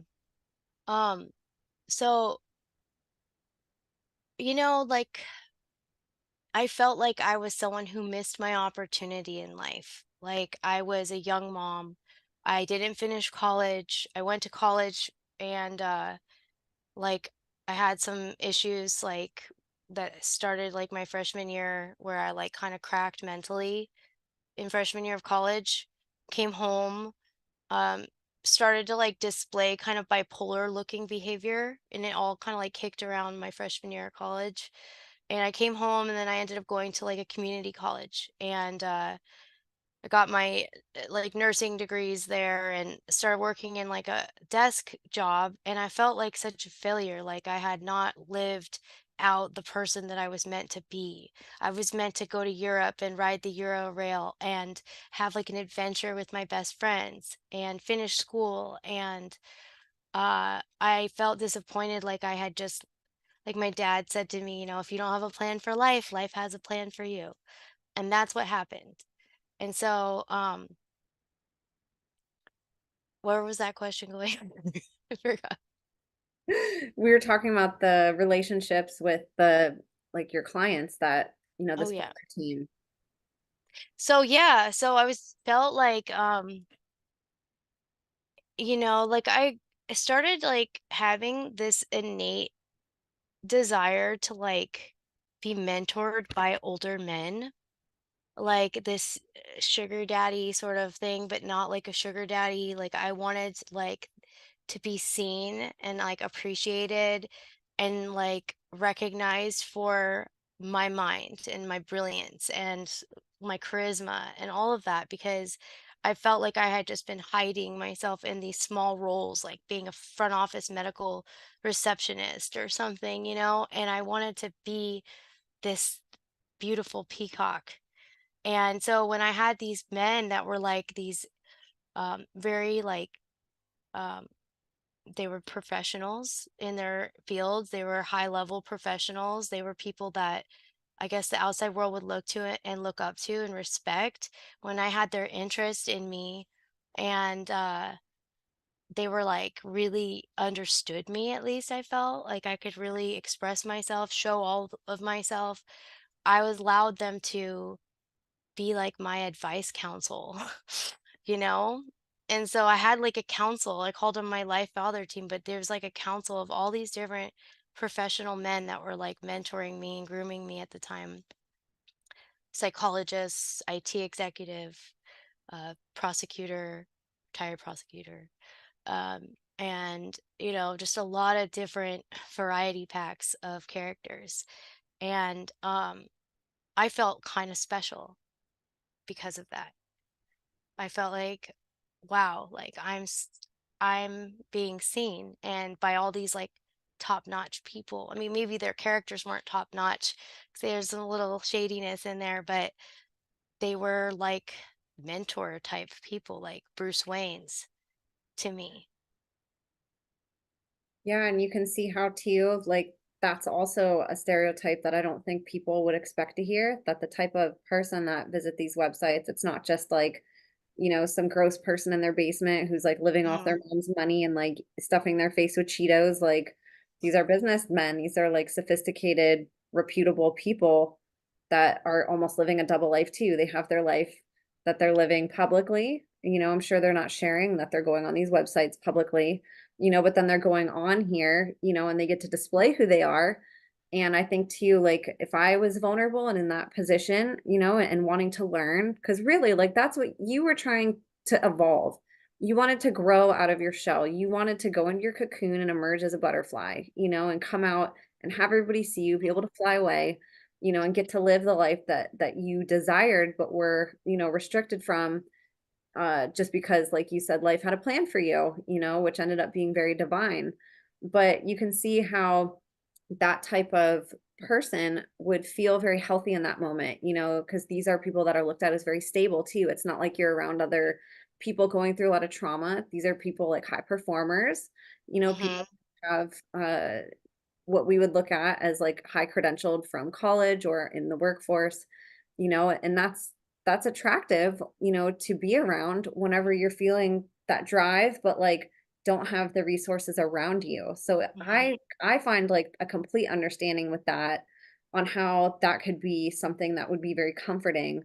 It's almost like stability in a very unstable world. Like it's something that you can hold on to that's stable, something that is that can help evolve you to get to that point, but at the same time, like you said, there's the toxicity element too, where, these guys are probably hiding all of this, you're super proud that you get to talk to them and it's probably like their shame that they're going on and like doing this in a sense to where like maybe they have a wife at home or maybe, they're doing it after work and nobody knows about it, or during work on their lunch break, who knows? But it's also sort of interesting, like learning that dynamic too, and like what these people might be going through in their life. And we just see them like at their highest performance level, not realizing that there could be something within them too that they're lacking and seeking in potentially ways that could be dangerous or harmful, or could lead to, exploiting somebody else, just because they're looking for like a bond. Yeah, I felt like, and when I refer to the Life Father Team Squad, I felt like all of them served me in some ways, um, like I can't villainize them, and I don't know how I could, because they gave me this space to totally divulge all of myself and work through some of my most complex shit, my trauma, my mind, all the things that I was working through. It was like a form of therapy for me. And so there's where a lot of trauma bonding takes place, and where you just start to trust and do the things that you're told to do, because you're like, they have my best interest in mind, and they care about me as a person. Um and then they share their own vulnerabilities with you, so then it feels like a mutual exchange. Like I said, a lot of these things are like power exchanges. Everything is like a trust exchange. Um, and so yeah, I mean, there's that.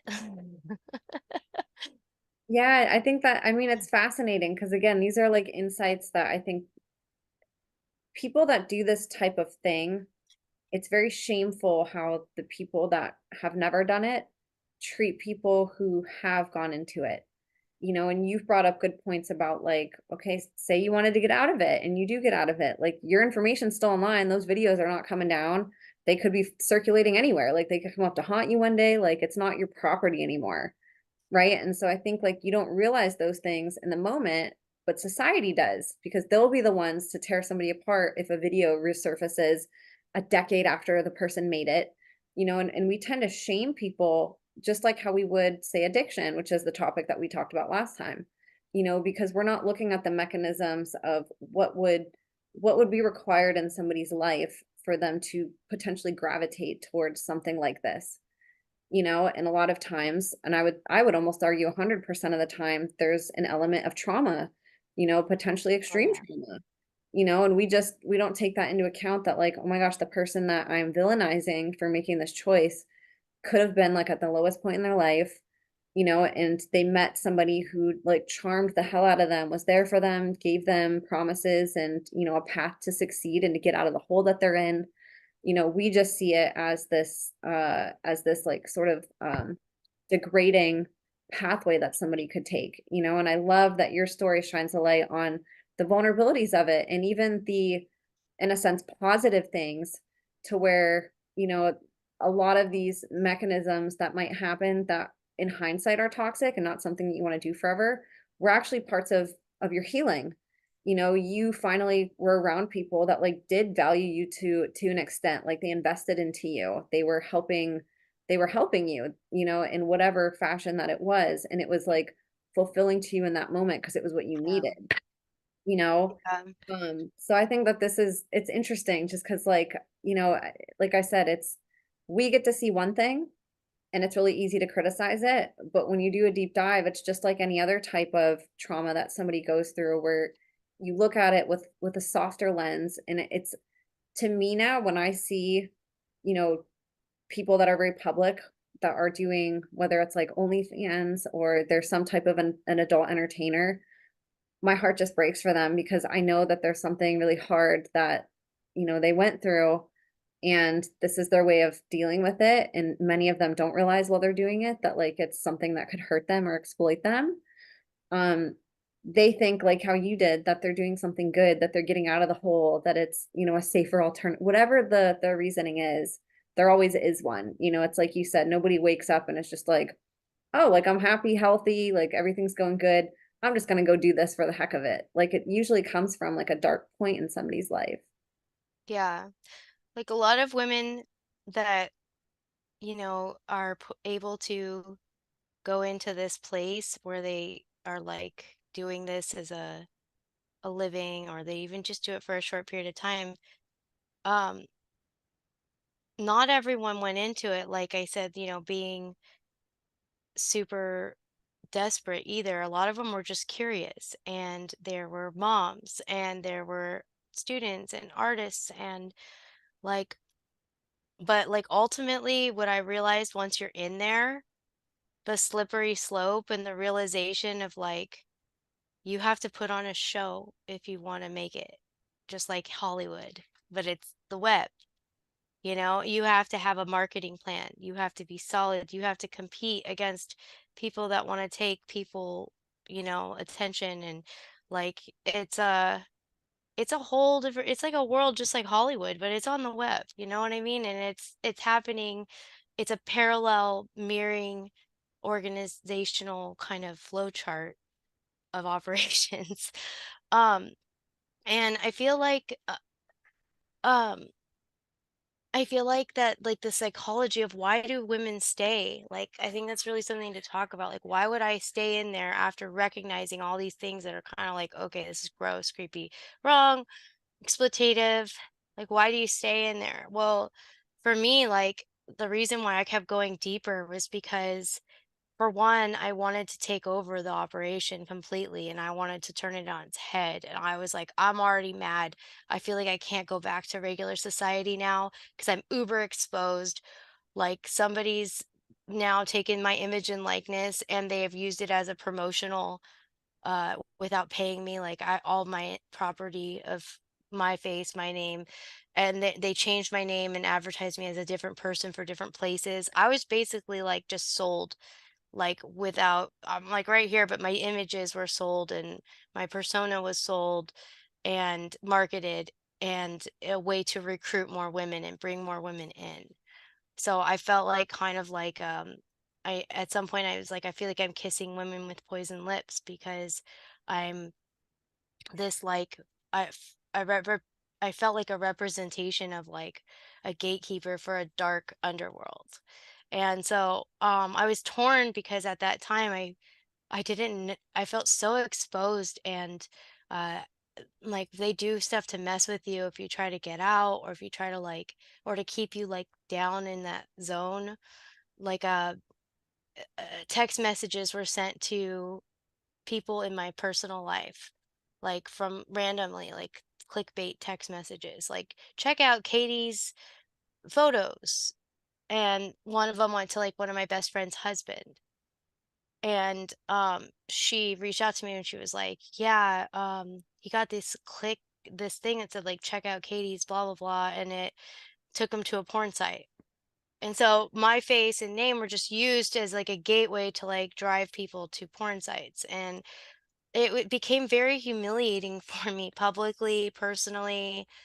I started to see like my lives were bleeding together. And once that happens, you don't feel like there's any turning back. You don't feel like you can leave. You feel like you got to ride it out and you got to find a better way, find a more intellectual way to navigate that underworld.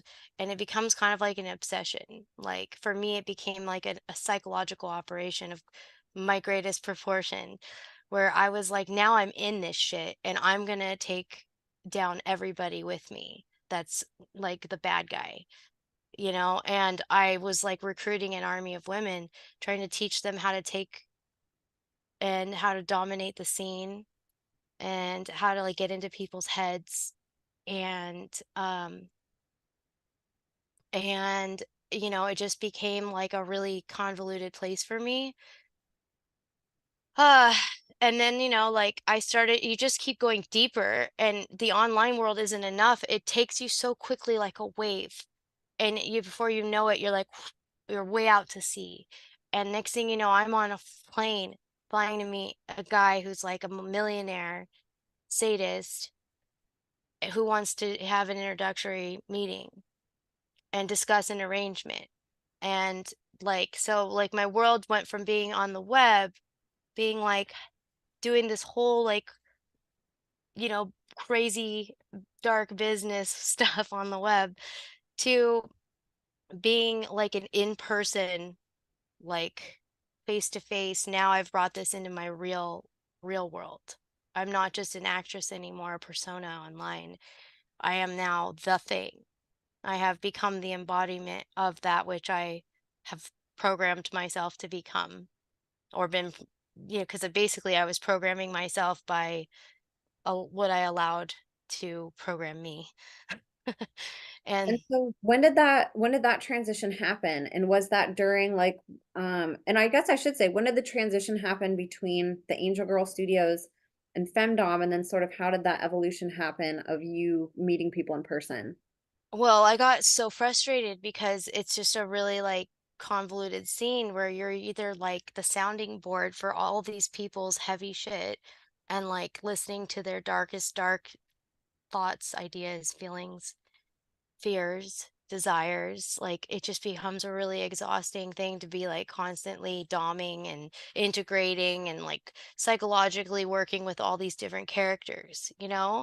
I got like exhausted from it, and I also felt like I was like losing my libido at this point as a woman, because I have like so like dealing with all these men that wanted to be emasculated so much, like wanted me to like give them specific instructions on things to do to themselves, and they were really into like deprecating things, self-deprecating things that felt like it was taking from me as a woman, as like a divine being.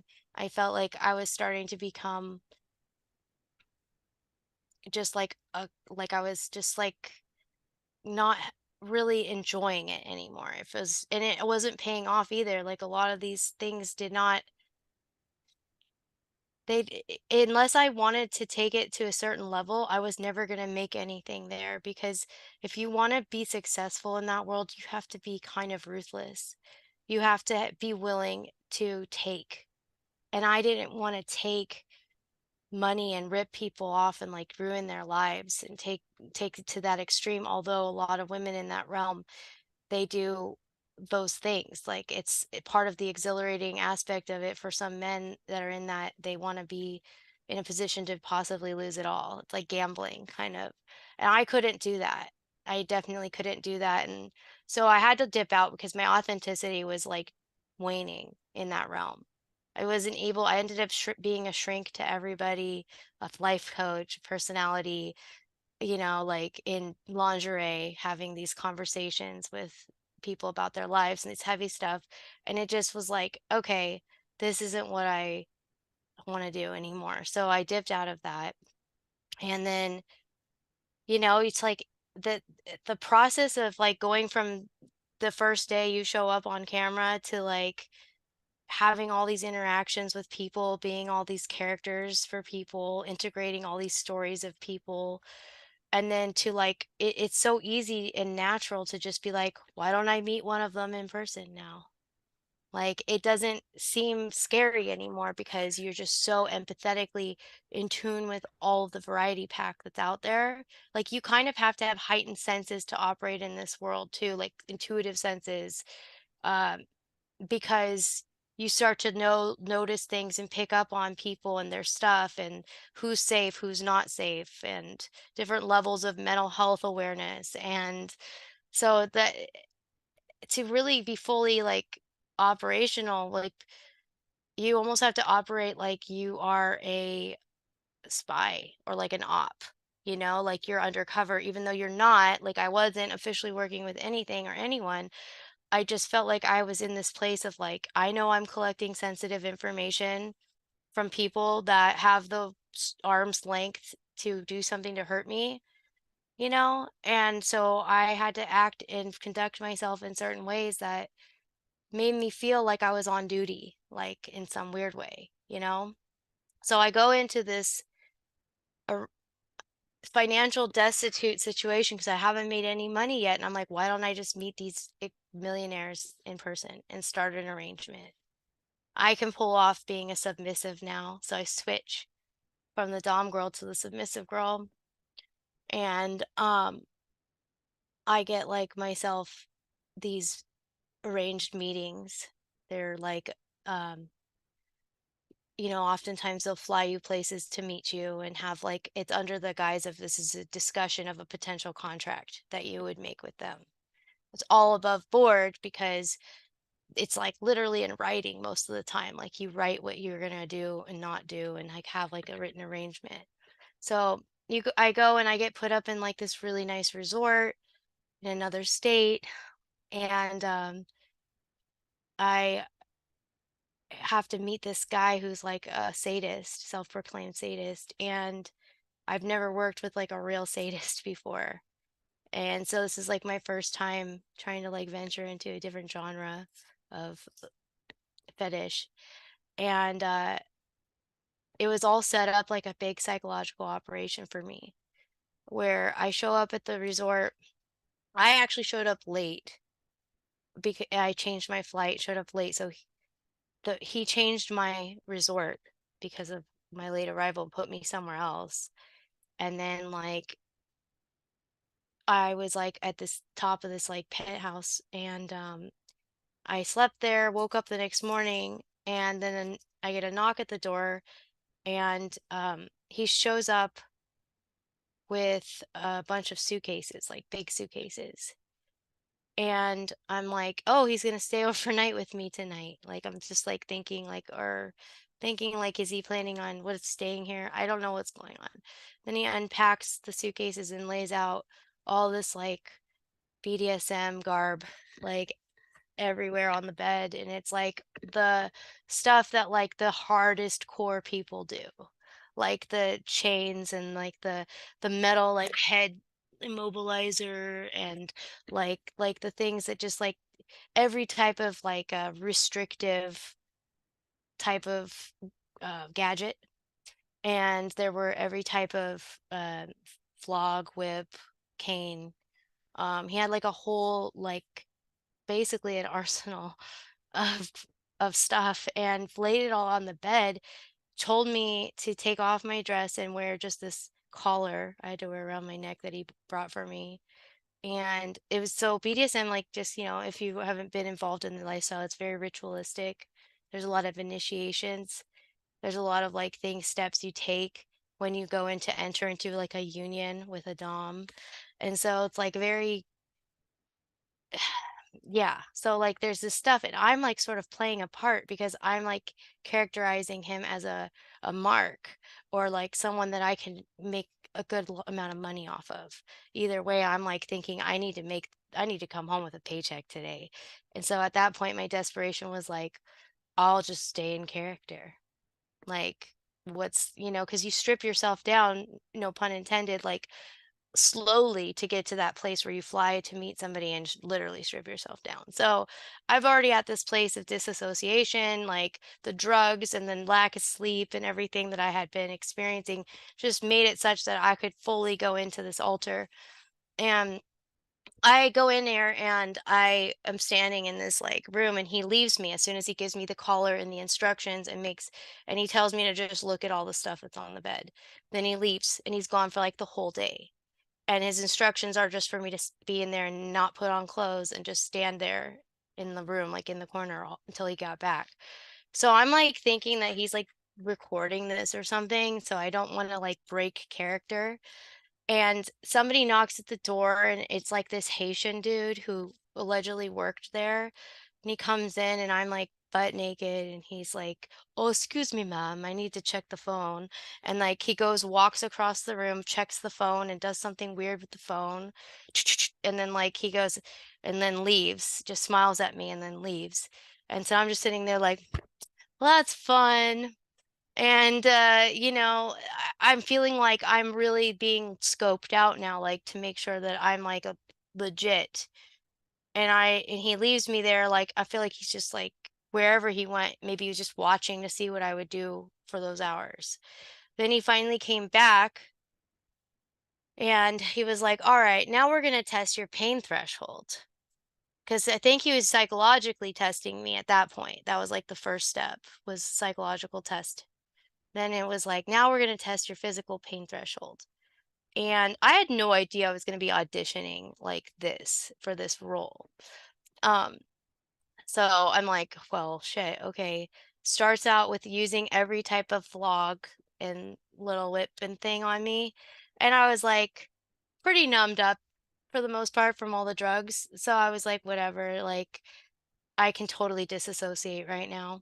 And I'm just grabbing the bed, you know, and then he gets out like a bamboo cane and he tells me to pick a number between 1 and 100. And I said 44. And he added the two numbers together and said 4 and 4 is 8. And then said like that was how many times he was going to hit me with the bamboo cane. And so I never once said no. I never once acted like I didn't want to comply. I just took it like a champ, but like really a disassociated champ. I let myself just sit there and grip the sheets of the bed while I felt like the sting of that cane rip through my legs and my butt. And that was absolutely the most painful thing I've ever experienced in my life. That experience. Like it takes like a whole new level of like seeing slaves when slaves get whipped in movies and stuff, that grotesqueness of that trauma, and I was just like feeling like that moment of just complete shattering, like totally I think I had a body shock response because I was very disassociated afterwards, like like cuckoo, like spun out from that afterwards. And they call that subspace in the BDSM thing. They call that being in subspace, but it's like where you experience a certain level of pain or trauma. You're taken to a certain heightened level of trauma and pain, and then it puts you in like a disassociated, almost like euphoria, like where you're like, ah, like just like this, like you're just in a daze, and it creates a chemical response in your body, all that pain. And so pain and pleasure inversion are part of the programming too, like getting to that place of like where pain and pleasure become one and the same. And so you know a lot of other stuff happened, and I think like for whatever reason I was so good at like whatever I did, like my characterization of myself, then I threw him off his game. And he was just like, I saw him like catch himself, and he was like, I went way further than you than I intended to. Like he was almost like ashamed of himself, and like he broke his own character. And that was the only time I ever saw him after that. He only communicated with me briefly through a couple emails afterwards, but he basically told me he got really, really sick and was like hospitalized after I saw him. So I don't know what that's about, but um I never talked or saw that person again. That was like a one-time thing, a one and done payment. And those kind of situations can pay you anywhere from like 700 to like $2,000 for an overnight experience. And um, to someone who's able to like break themselves that way, who's been broken maybe in the past that way, uh, it seems like it's something that's doable. And so I went home really confused on the plane home, feeling somewhat like a cross between being like traumatized and empowered, because I felt like I was proud of myself in some sick way. Like I was like, I can't believe I can withstand all that pain. I can't believe I can do all that. I couldn't believe I was able to not break character. Like I had this part of my brain that was really like convinced like I was more empowered because of what I just experienced. Um, and I think it helped me not break down. And I didn't allow myself to actually really recognize what I had experienced or like process it from a place of like that was traumatic for many years after. Have you told anybody outside of the online scene what you were doing? Did anybody in your life know like the extent of this, or was this like very internalized at that time for you? A little bit of both. Like some people that I finally let in, I would only let them know like slivers of it, and I'd be like, "Oh, in marketing," and like I thought I was like in a digital marketing scene, and so I kind of passed it off as that influencer marketing. Um, Other people that I know what I was doing were kind of women who were like me. They were moms, they were wives, maybe like looking for a little excitement, a little diversion. Some extra Um, money, hmm? some extra money. Oh yeah, extra money. Like, I mean, so like it was really more lucrative to people that were like the character of a woman that was like attracted to the scene as somebody who was looking to make money, but looking for a sense of like self-expression and empowerment, I think. Like there's like a common theme, like a lot of people who are in there, like I saw a lot of women and I'm like, man, I could just be like, You were sexually abused, you were sexually abused, you were sexually abused," because you could see it all on us. It's like it just manifests itself in different ways depending on how you show up and exploit yourself. Like for me, I exploited myself by being like wanting to be power. Like I wanted to go in and I wanted to just be Miss Business and bossy and take over and have, this like empowered female business idea. And then I also was like this self-deprecating other personality that was like, I want someone to tell me what to do. I want to be like a slave because I felt so like lost. And so there's just this dichotomy that happens. And like a lot of people are going to sell you on the empowerment shit because you really feel it when you're in there at first. You really think that's what you are. You're not lying. You're like, yeah, I can do all this. But the thing is that it's like you're selling your soul. You can sell your soul in so many different ways. And that's one of them. You become split. And if you're honest with yourself, if you have the capacity to be truly honest with others and with yourself when you go through these things, you can realize that these are all exercises for like self exploration and integration. Every dark little corner, every little exchange that you had with somebody, they were all like parts of trying to like call back the pieces of myself that were like lost or scattered. So I'm talking to people of all different levels of thinking and perversion and diversion, and it's helping me capture like little elements of where I'm fragmented and be like, oh, that goes here, that goes here. And like so you kind of feel both guilty, like I didn't want people to know the full extent of what I was involved in because I felt guilty. I felt shame, like I'm doing something taboo, but I also felt like I needed it in a weird way too. Like I needed to be right where I was, doing what I was doing. And I couldn't see myself living and doing a regular 9 to 5 job after that. It was like my mind was just so, I don't know. Like fragmented, probably. Yeah, more fragmented than I went in. I went in with like the right elements, all that good girl programming, all that religious like fear, like that slut shame programming, I went in with all that and then was like, I am gonna go blow this out of the water and just I had to like explore every aspect of my own deviations, I think too. Like the things in me, like why was I attracted to like these creepy old men? Why did I find that like somehow entertaining for myself? Like I had to address all of that because it's really easy to be like, I was a victim of mind control. I have been programmed to be this way, which I probably can say that's true, you know? But on a human conscious level, I was also someone who willfully walked into a lot of weird situations so that I could try to understand them consciously. And like, I had my own mixed motives, you know, for being where I was.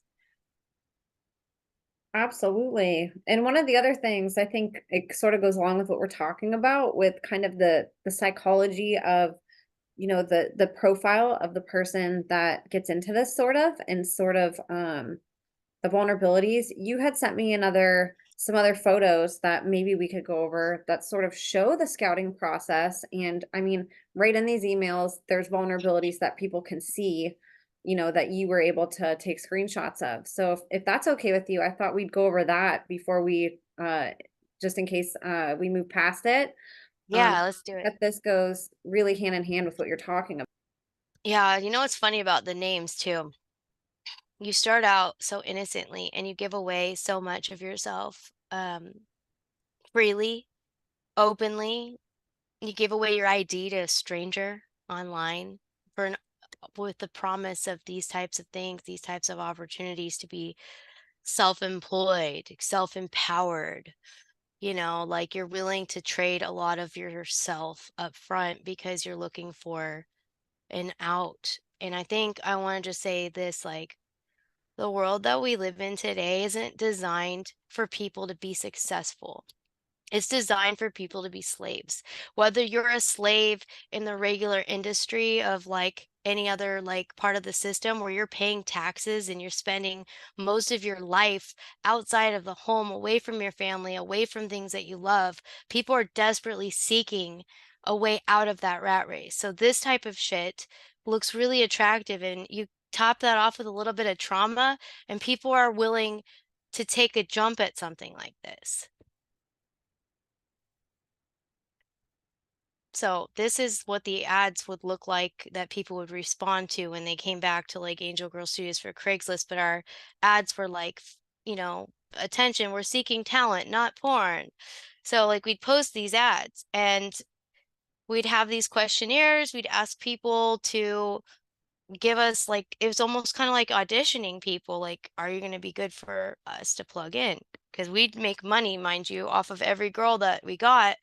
They could get paid $10 an hour to be on the site. I think the site's actually paid more than $10 an hour. It was probably like $15 an hour, and then we would take like $5 off of all of it. So all the girls, that's why more butts on cams, hence that term. The more people on camera, the more revenue was drafted from as many people as we could recruit. So this is like sort of a psychological intake in its own. It's like, tell us why you want to be an internet performer. What are you comfortable doing on cam? What are your strengths and weaknesses regarding performing? This will help us place you in the right site because we had different types of sites. We had some hardcore sites, we had some dominatrix sites, and then we had the regular like angel girls who were just like your I just want to be like playing my instrument like actually performing and not doing things that were like going to be super exploitative, you know? So we had different places to place women.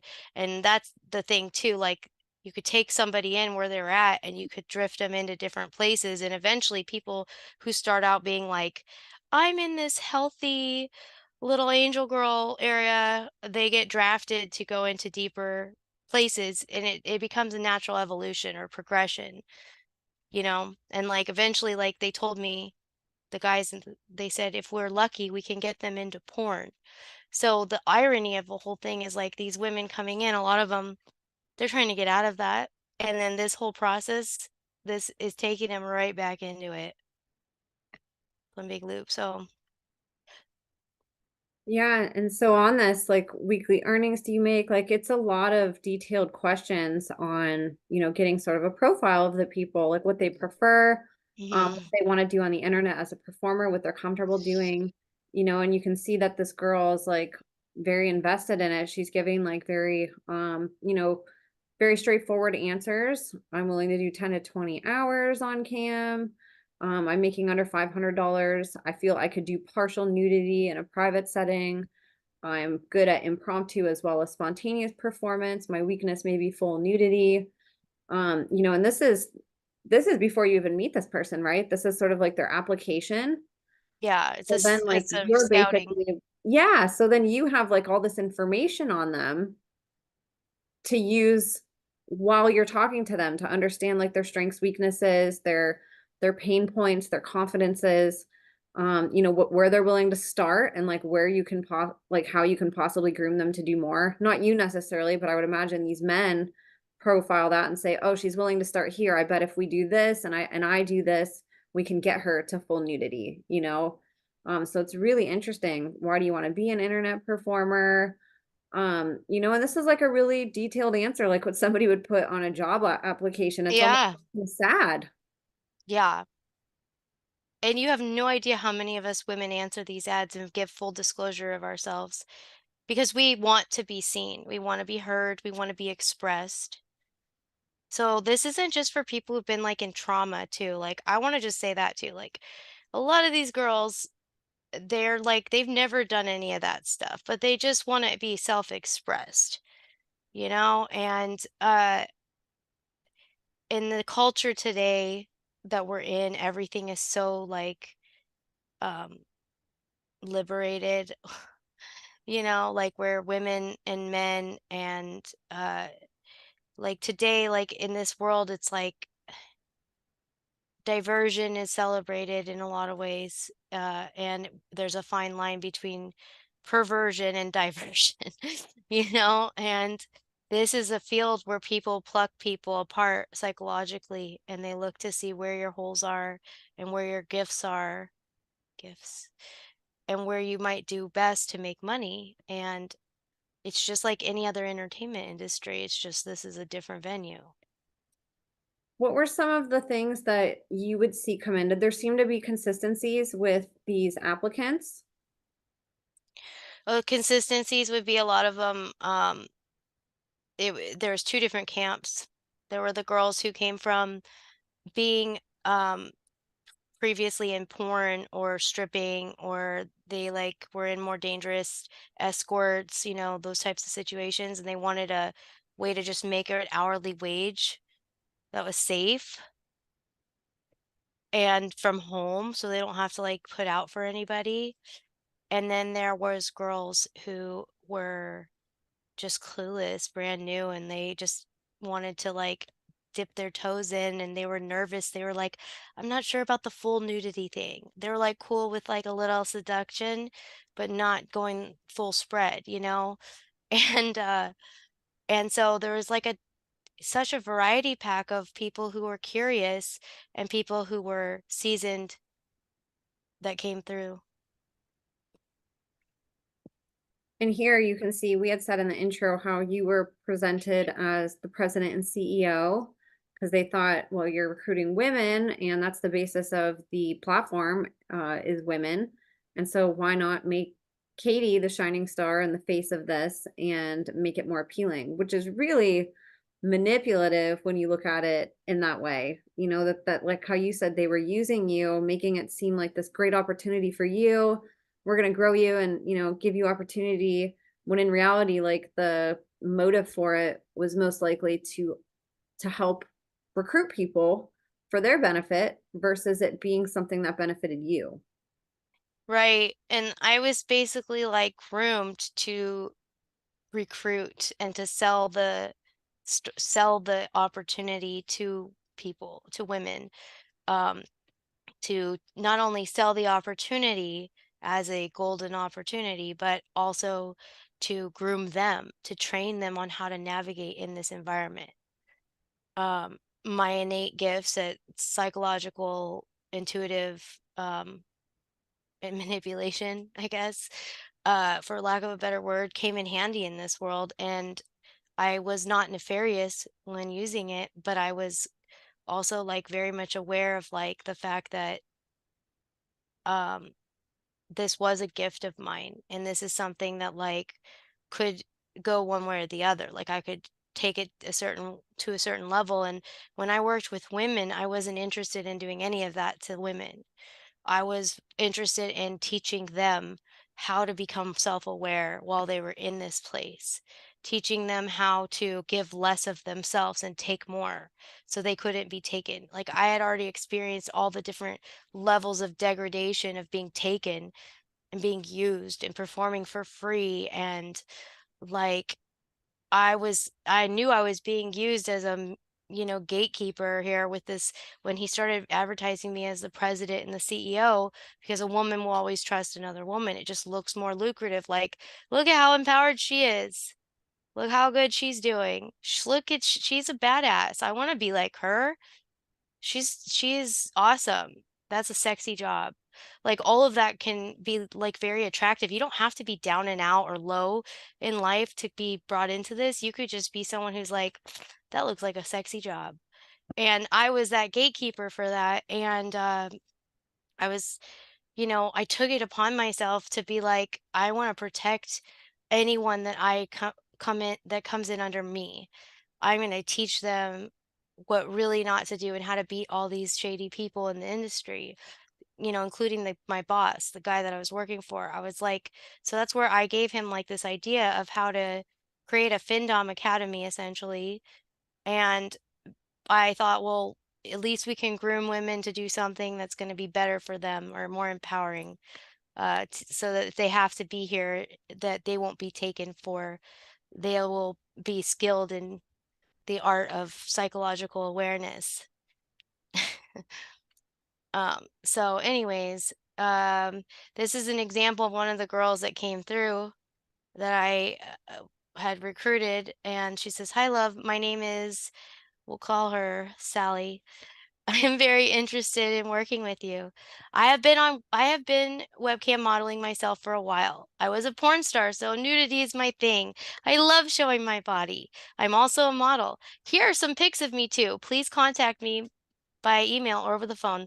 Looking forward to working with you." Now, I want to say this as well. This particular girl I speculated was being used by her boyfriend to do this. Oh, Like I got to when I called her, she was the one that I saw on the cams that night, that two-way window thing. And I was like, oh no, we got to help this girl. And when I called her that night and when I saw what was going on, I was realizing like she was I just could feel things, like I could sense things about people and notice things and picked up and stuff. And I started to realize I think she was being kind of like put out there by someone else. And this happens to a lot of women too that sign up for this stuff. Sometimes they have boyfriends that turn them out to make extra money. A lot of people who are into drugs, looking to make money. It's like a form of prostitution essentially to some people. And it's like, yeah, like sign me up. I'm down. And either they fill this out themselves or sometimes their partners fill this out for them. So this girl, you could tell like she had been experienced in a lot of ways with a lot of exploitation because she had no holds bar with herself and consequently didn't have any game, because in the webcam world, you actually have to be skilled in the art of psychological manipulation to make money. Because if you're not, you're going to be taken for, because these guys that are the a lot of them that are like patrons, they will take as much as they can from you without giving you anything. And so you have to be like up here aware and have like a strong sense of boundaries and business expectations, and like how many women walk into this that have that? Not many. Most of you are like spun out, disassociated, um naive. And I'm speaking for myself when I say all those things. That was where I was when I first entered in.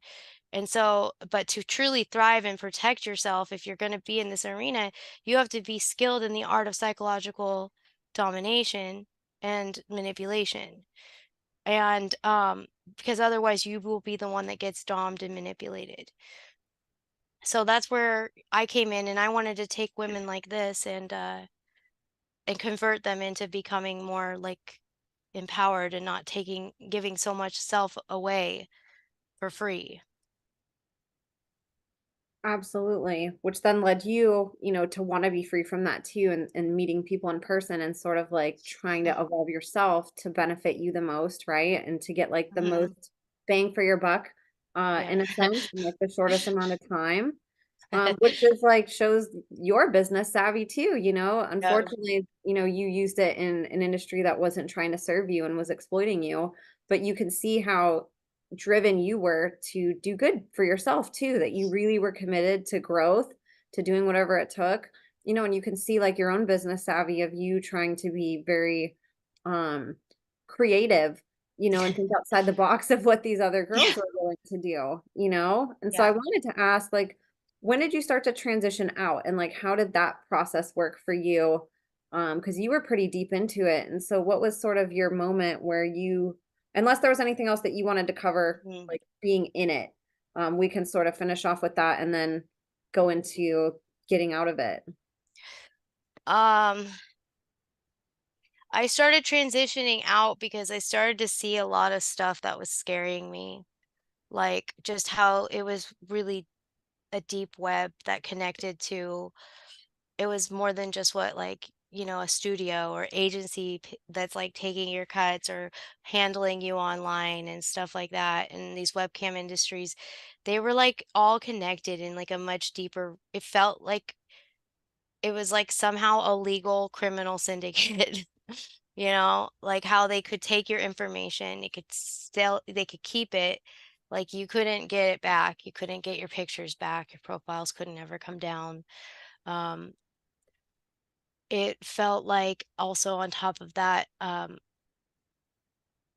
it like introduces you to a world of like being a targeted individual once you go into this place, because you're able to see and get a bird's eye view into other people's stuff. And when you get into those layers and those levels of being in other people's worlds, um, you're not just like anonymous anymore to the higher ups of whatever's out there. You become somebody that's a person of interest, because not only are you like a collector of other people's stories and their secrets and their deepest like stuff. Like think about Epstein, okay? Like let's just touch on that for a second. Like that dude collected everybody's shame on tape, right? Yeah. So like imagine like what people who go into this world collect. They collect everybody's stories, their shame, their secrets.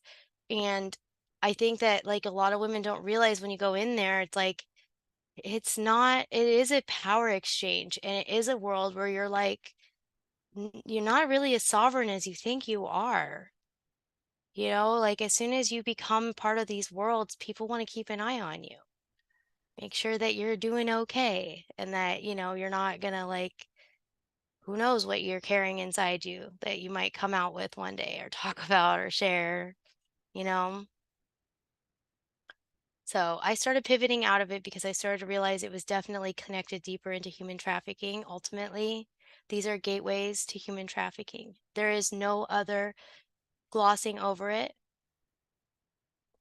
I can't pretend like there is one safe place and another isn't.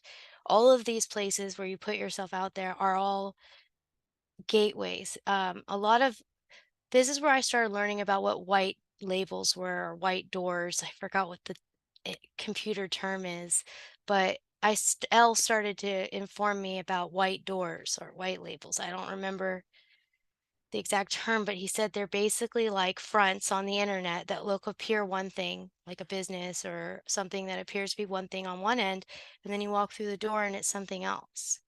And there was a lot of those that we were involved in. And they were basically like operations where you walk through the door and this is what the building looks like on the outside, and then inside it's another thing. And these go deeper and deeper and deeper. Women start to become like targets to be for psychological manipulation, for operations, maybe of another proportion, or maybe they become like targets to become like used and exploited just for financial purposes, like they're money makers, like somebody's a buying client somewhere and somebody knows how to run that business. And so you just, so like I felt really just really disgusted and dark and heavy where I was. I felt like I cannot be here anymore. This is not real. This is not empowerment. This is no longer like, this is not something I can stand behind, and I can't recruit people into something like this, knowing where this could lead. No matter how much programming or training I give people on how to protect themselves or how to manage people online, I just thought it's not worth it. Like I can't even bring people in with a good conscience anymore.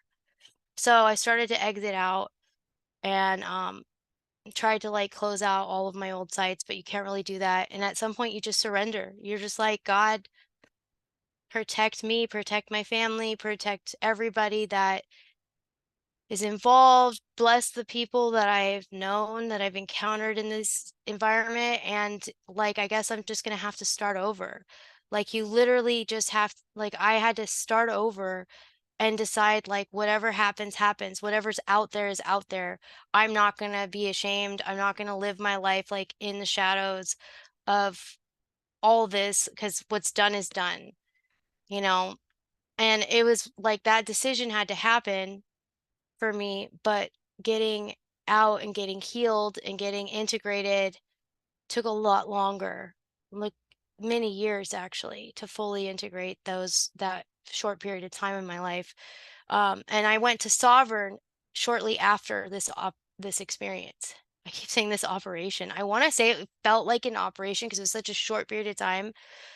Like, but it was an experience, a wild one, and that is where I collected a lot of information and started getting a lot of activations and intuitive knowings about stuff, started to see all the MK stuff playing out around me, realizing I was like programming myself with music and subliminals, and I was like going into altars. I started recognizing it, like the other me was like awake and going, "Whoa, what are we doing over here?" And and then, I had that moment where I started to think I was a computer, a database that sent me to the hospital. So that's where like I exited fully out of this. I fully exited out once I had to shit hit the fan and I went to the hospital. Did And as far as like we talked about and that the story on Sovereign is just crazy. People have to go listen to the episode too. We're not going to dive too much into that, but I did want to touch on what were some things specifically for this type of trauma that helped you heal? I know there's a lot of people that carry that same shame and have trouble integrating. What were some things that helped you come out on the other side? the first thing that comes to mind is the other women that I met. And I just like kind of like feel my heart warm when I say this. Like there are so many women that I met that came from different backgrounds, um, and some very surprising ones, and to hear other women share their stories and like hear their truths, the stuff that's raw that we're afraid to talk about, that was really helpful for me because it made me feel like I am not this isolated person that's done all these crazy things. I am not like alone in my own madness. And it was really helpful for me to feel like community too. Like I think that that's really important when we go into these topics and we discuss these really convoluted situations, having a strong community where people are like able to hold space to listen and to just like not judge you, but just let you allow you to unveil yourself and integrate. Um, and so that really was number one. It was the women that I met on my journey, and I lived in a sober living for women for a period of time in Santa Barbara. And honestly, I say this like with all truth, that was one of the best things I ever did in my life. It was truly like a healing and integration opportunity. It was like a fraternity, like a sorority house. but like everyone there had some level of MK, and some knew it and some were well aware. And you know um it was opportunity to like learn how to grow up and how to heal. It was a sisterhood. you know there's girls there that were of all different backgrounds, but we all understood each other on some level. And that was a really powerful opportunity, and I encourage anybody who's struggling, and trying to find themselves or integrate, or that has substance abuse or mental health problems, getting into like I don't want to say it's a coven because it felt like it at times, but it feels like kind of like a really helpful sorority of women. Going through that process is powerful. So that helped. I started 12 stepping, and honestly, that really helped too because it was the first time in my life like where somebody walked and held my hand and said to me like, um, you're romancing your old story, like you're stuck in the past. It's time to get real with yourself and take ownership of your life. And so I started learning how to become completely honest with myself and with other people, which is really hard for somebody who's been in multiple personas and acted in multiple places, different people, has shame of the different personas. And so this woman that I first worked with, like, made me make a list of all the things that I held resentments for that were in my heart. And at first I thought I didn't have that many things. I was like, I'm a relatively chill person. Love and light. No, I did not have love and light. I had 100+ things on my list when I was done.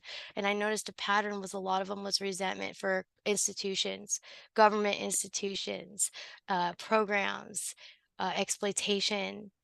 And this made me first purge all this stuff that was in my consciousness that I was holding on to.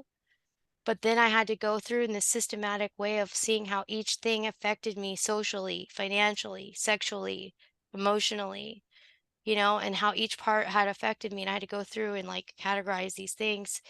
And then ultimately, at the end of all of that, I had to go into each line item and assess what was my part in each of those things? What was my part in my own pain, in my own experiences? And oftentimes it's hard to say when you've been like someone who's been exploited or abused to say, oh, I have a part in that. I take responsibility for that. But for me, it was more like I was able to look back at how certain things affected me, and then the choices and the choice points I made because of them, because of my insecurity, because of my lack of self-worth, or my lack of identity, true solid identity in myself, my all of those things, those made me choose certain choice points. I made those choice points even if it was because I came from a broken place. And so allowing myself to spin this story around and not see myself anymore like I'm a victim to reality, I'm a victim to all the bullshit that I experienced, was so fucking powerful. It was like, now all of a sudden I'm not a targeted person. I started to see myself as someone who is a transformed person. I started to believe that I was able to take extreme ownership of my life and choose like how my story was going to tell itself. Am I going to be stuck in this past version of me that's this like pathetic, mentally ill drug addict, who's lost in the sex industry? Or am I going to be like actually the woman that I think was trying to emerge, that was in there, that's like an entrepreneurial spirit, somebody who cares about women and empowering women and helping people transform and heal? So I got to like segue into that person from being like this disempowered, like false empowered maybe person, to actually be like, all right, now this is real empowerment. Real empowerment for me was taking ownership of my story, being able to say like, yeah, I did all that shit. And yes, I'm not proud of some of the choices I made. And yes, I had a lot of influencers along the way. And but none of them have any power over me. None of it has any power over me today. Like, I get to choose how I see myself, and how I get to see this storyline play out. And I get to decide I wasn't a victim. Maybe I was to some things, my naivete and other things.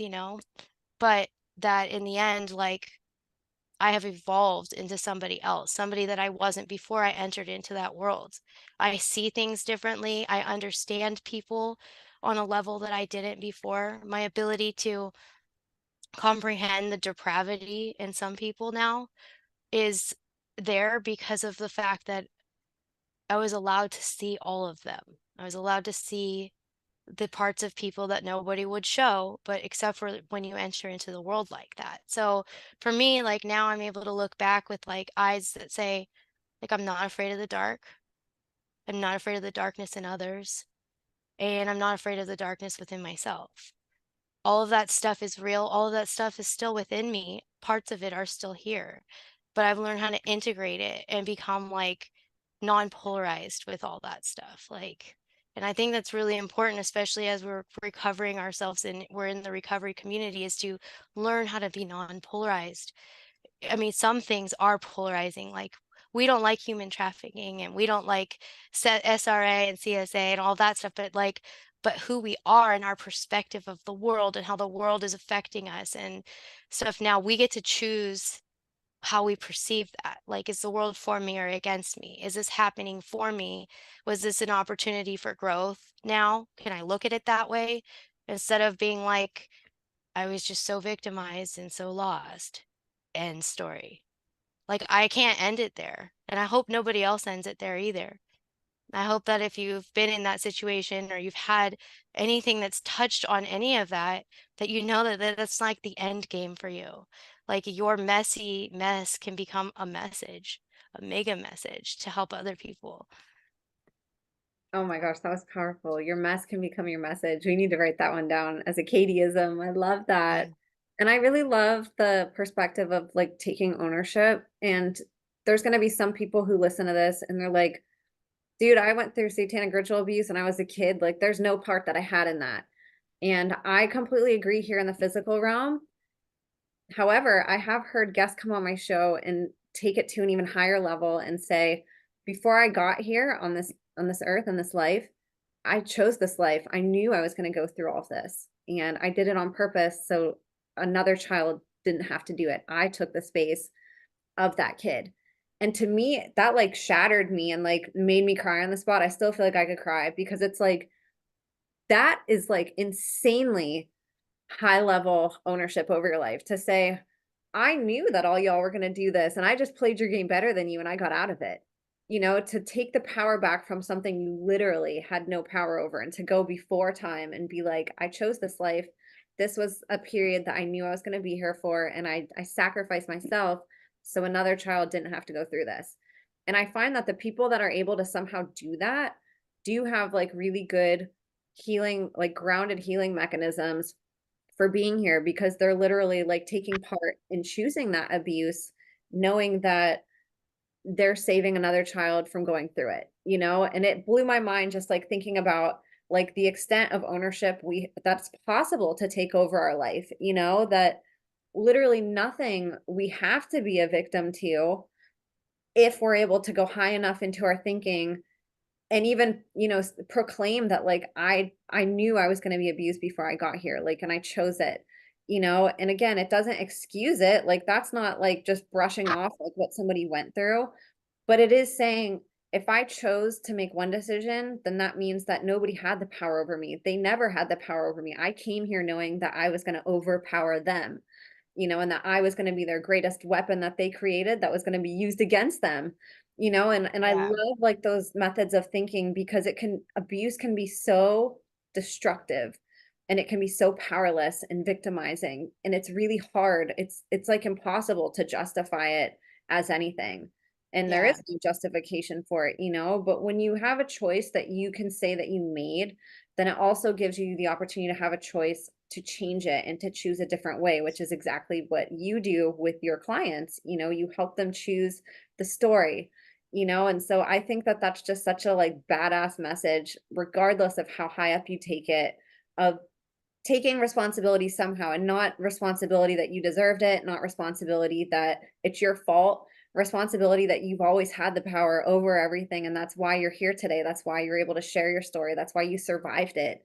because you were always more powerful than anything that was going to try to overpower you, and that like your spirit on some level knew that coming into this life, whether it was, before your inception or conception here, or, during your journey, that you always had that power, and Yeah. you're such a beautiful example of that, and such, and I just see like this bright light, like you are a light of just sunshine, and you're this candle, where no matter how dark it gets, somebody can look at you and be like, well, Katie has her light on. Katie's candle's shining. Mine went out. I'm gonna go over and I'm gonna have her light mine.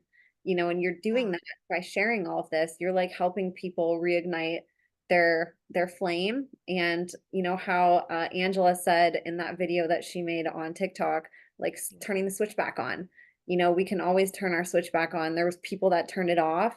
There's always concerted efforts, like no matter what, even if like you have a good life, like the media is trying to shut it off, the freaking like there's a million things always barricading us and berating us with, turning our light off. But you're such a beautiful reminder of like it turned off, but the fact that it turned off means that it can turn back on, and like you can do that at any time.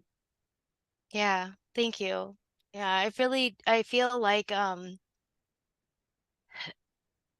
it's the verse that comes to mind in me like is what you intended to do to harm me, God used for good. Because all the things that like I happen to come from the philosophy that you just described, that belief that I came here already knowing I was going to take on a huge mantle, like my higher self or my soul, like volunteered to be here on the planet at this time for the events that are playing out right now. And I believe that so deeply within my core. And it resonates as truth to me. And whether someone wants to say that that's just like a story I have to tell myself to get over my trauma or my abuse or whatever, I don't really care because it's true. I do tell this story and I live by this story because I want to live from the more empowered frame. I want to live from the frame of nobody can hurt me truly or take my power from me. And I want to live from a story that is not one of victimhood, and I feel like to be able to perceive it from that level of like, my soul already knew coming in, I was contracted to go through some really heavy shit because I'm going to alchemize a lot of situations, like a lot of dynamics here. I'm going to come in with my spirit is going to transmute a lot of stuff. And this is where we get into like maybe that spiritual conversation of like generational healing, coming here to clear karma and trauma. And I think in the sex industry, I think a lot of sex workers today and may agree with me that a lot of us have this higher awareness that we're here to heal and we're here to actually integrate and to clear out a lot of trauma that is ancestral. And we do, there's a whole nother level of like psychology we can go into about this, but like women that notice that tend to be like me, that fall into this category, are actual healers. They are intuitives, they are empathic, they are very like powerful women, and sex is a place of vulnerability where everybody's shit comes to the front, where your sexuality is really like underneath the core of the parts of your identity that you don't really know or integrate. And so this is like a place where, I think like this is an opportunity for a lot of people to get to heal and integrate, and not stay on the sidelines of shame. If anybody's been in this world, I know there's a lot of, I'm surprised in this day and age that there's slut shaming still going on.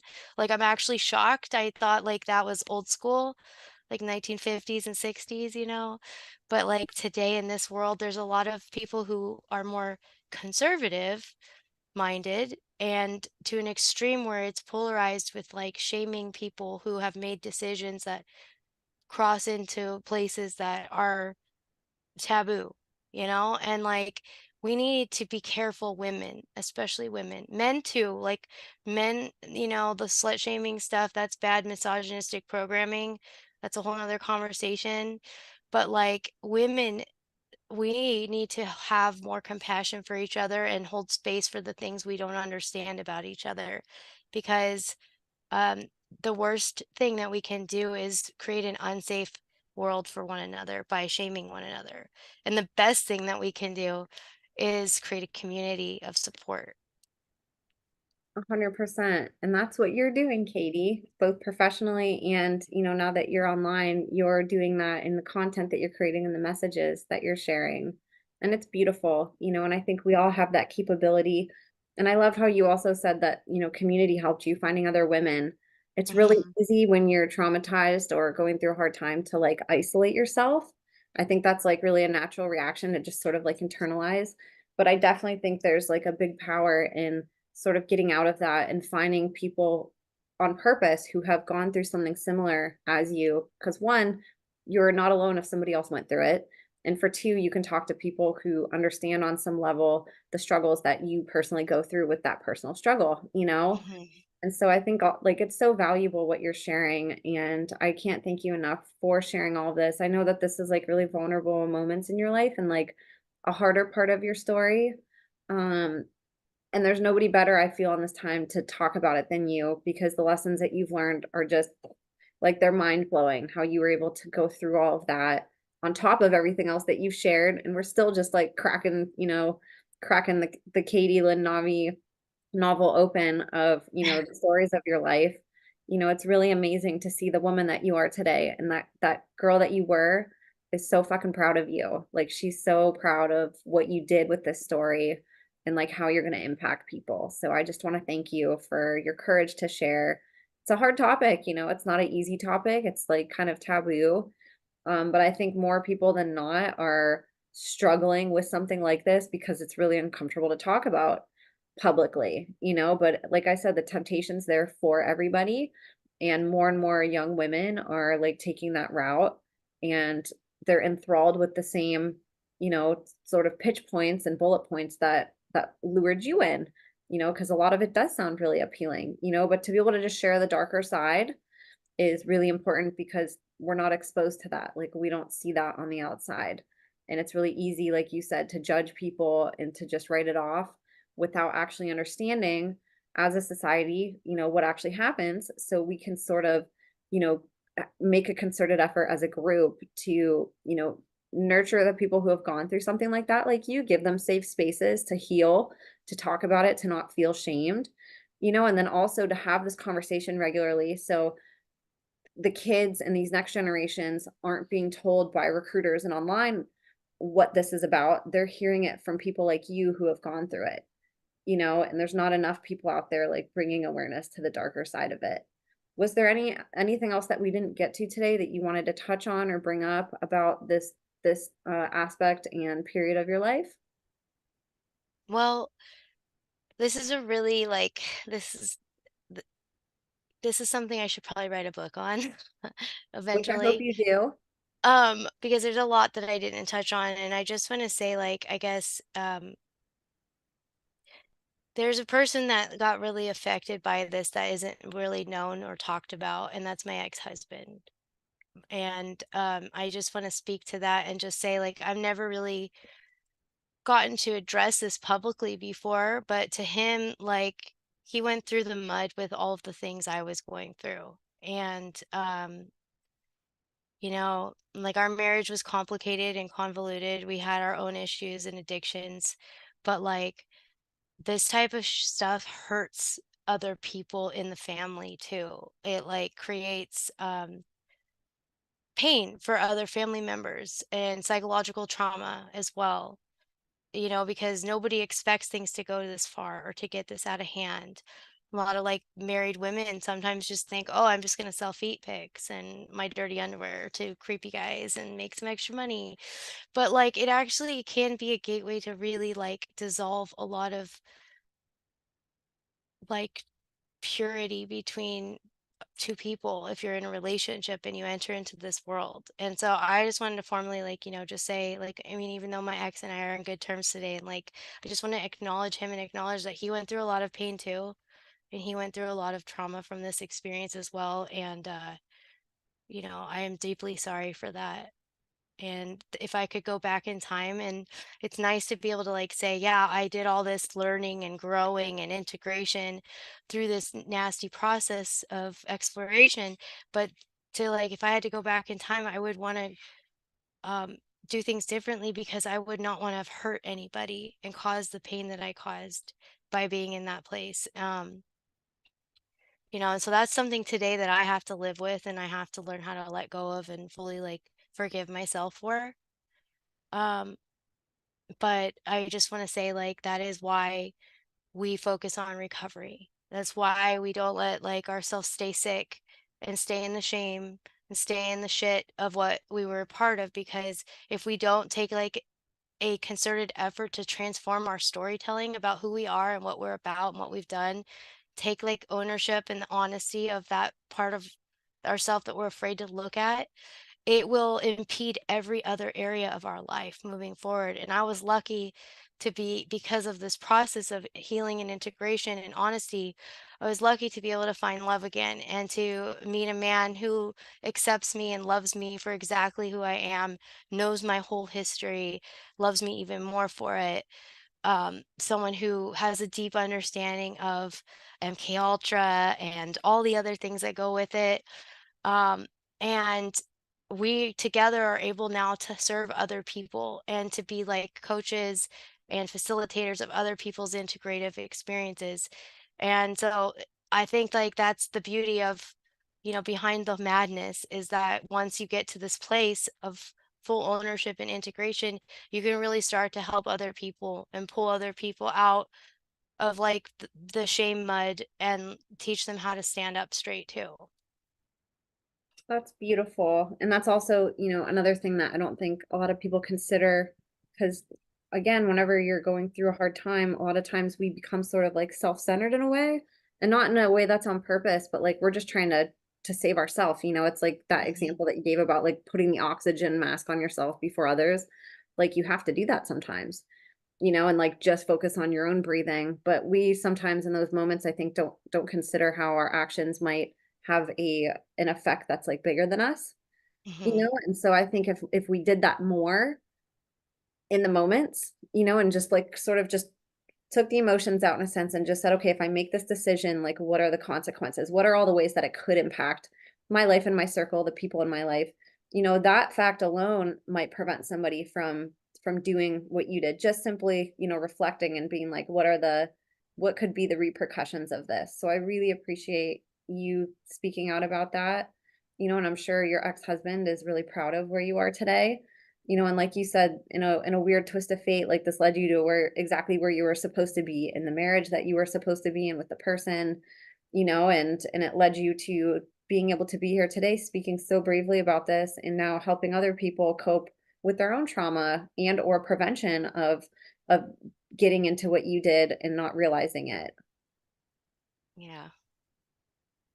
It's really Thank you so beautiful. much. Yeah, I appreciate you having this platform again and opportunity for these stories to come out.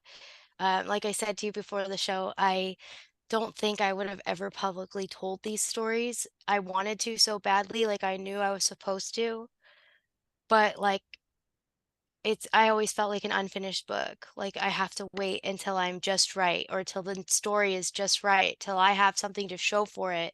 And that's the thing, like, I want people to know, you don't have to be fully together before you come out with your transformational perspective of yourself. You don't have to have like it all perfectly integrated to come begin this process of like truth telling and healing. 100%. And I think that it's even more genuine, like when somebody can talk about it before maybe they're there, because not a lot of people are there or might not ever be there to where they're like, I feel Hmm. 100% perfect. Like healing from trauma is a lifelong thing, and I think like if we take it in stages, we realize that like our testimony, the fact that we have one means that we passed the test regardless of, how healed or how not you are, how far along in your journey. If you are at a point where you're able to talk about it, like you've already passed the test, you've already been able to make your mess into a message, and that alone should encourage people to be like, oh my gosh, like look how far I came. I'm not where I want to be, but like, holy shit, like it's night and day where I was to where I am now. And I think that that can be valuable to people. And there's really a beauty in like the healing process evolving and in continuing, you know, to where you can keep having stories to tell. You can keep encouraging people. You can keep adding tools to your own toolbox and adding things to talk Yeah. about years down the road, you know, adding a book whenever you're comfortable or a podcast, like whatever it is, you know. So again, thank you for your vulnerability. You presented all of this very beautifully, very raw, very articulately, and very eloquently. You gave compassion to a topic that so often gets villainized and sort of brushed under the rug because people just, you know, they want to discard these survivors as being worthy. Hoping my dog doesn't bark. Society wants to kind of like, you know, like you said, slut shame and discard these survivors, and that's what they are. Like, they're survivors, they're victims. Like, we need to treat them that way, you know, and be here with open arms whenever they decide, like you did, that they're done, you know, because if they come out and all that they get is villainized, why would they want to stay out? Like, it's easier to just go in where you're accepted, you know. So this has been a really beautiful conversation built with compassion and love, you know, in helping bring awareness in a way that's very tasteful, palatable, you know, and hopefully it's very healing for people to hear that they're not alone with this. So thank you so much Yeah. for coming on. Oh, thank you. And do you want to share? I know that you're not all over social media, but you're on social media. And so Oh, did you share where people can connect with you? yeah, I'm on TikTok at Katie. Is it Kate Navi? Or I don't know what I am on TikTok. Bring this up real quick. TikTok, and that's where I met you. So TikTok. you can go ahead and share it. There I am. Kate Navi. Intuitive intervention. Intuitive underscore intervention. And I'm also on X now. I just got there. Yay. And so yeah, it's under Katie Navi, Katie underscore Navi. And yeah, I'm working with people now if you're interested in transformational storytelling, which is like my form of coaching, is helping you unpack your old story, integrate it into a more empowering narrative. Um, I have coaching for that. And I'm also going to be starting a community hopefully soon for women and men where we could come together and just like create a safe space for these types of topics to be explored. My husband actually has a community for men that's called the Leading Man Initiative. And like that, he works with men who are in these places who need to have these kind of conversations as well. And I work with women. So in other words, don't reach out to her if you're a man that needs help. You can reach out Yeah. and see if she has any guidance on where to go. But Katie works with women, and so if you're a woman, definitely reach out to her. And or if you're a man, she might be able to guide you or send you a contact of somebody that you can get help from. So that's really important to specify that. Yes. Thanks, Emma. You are so welcome. Thank you. And you guys, thank you so much for listening. I know that the story touched your heart as much as it did mine. And I hope that you guys go share it. Again, this is a really prevalent thing. Like, it's everywhere. You don't have to be born into a generational family or a cult family to experience these ads that pop up. And, you know, it's a really scary time if you're a parent and you're not aware of this, how easy, you know, they can coerce adults to do this and make it look pretty. Imagine when you're young and impressionable and going through puberty Mhm. and, you know, just going through all the struggles of teenage years and young adult years, you know, how easy this would be for somebody to win, you know, somebody over by grooming them, you know, slowly online. Online can be a really dangerous place. And if we're not equipped with this knowledge, it's uncomfortable. It's not something any of us want to talk about, but it's really a conversation that we have to talk about. And I'm grateful that somebody like Katie is here to pioneer the way for us to have this conversation. And, you know, hopefully it helped a lot of you. Please write in the comments some encouragement to her and go follow her on all of her social media and reach out to her and tell her how wonderful she is. Because she's incredible and deserves all of our support. And the more support that we give these survivors and whistleblowers coming forward, the stronger the message is to our opposition that, you know, we have their back, we're watching them, you know, and to not try any funny business. So victims and survivors oftentimes get targeted whenever they come forward. So let's be their army. Let's be Katie's army. Go support her. I'll have her links in the show notes. I'll have my links in the show notes too. Follow us on all platforms. Sign up for those platforms if you haven't. We just never know where, who's going to keep us up, who's going to terminate us or suspend us. So it helps to just keep in touch as many ways as you can. So you guys, thank you so much for listening. God bless you all, and we will see you next time.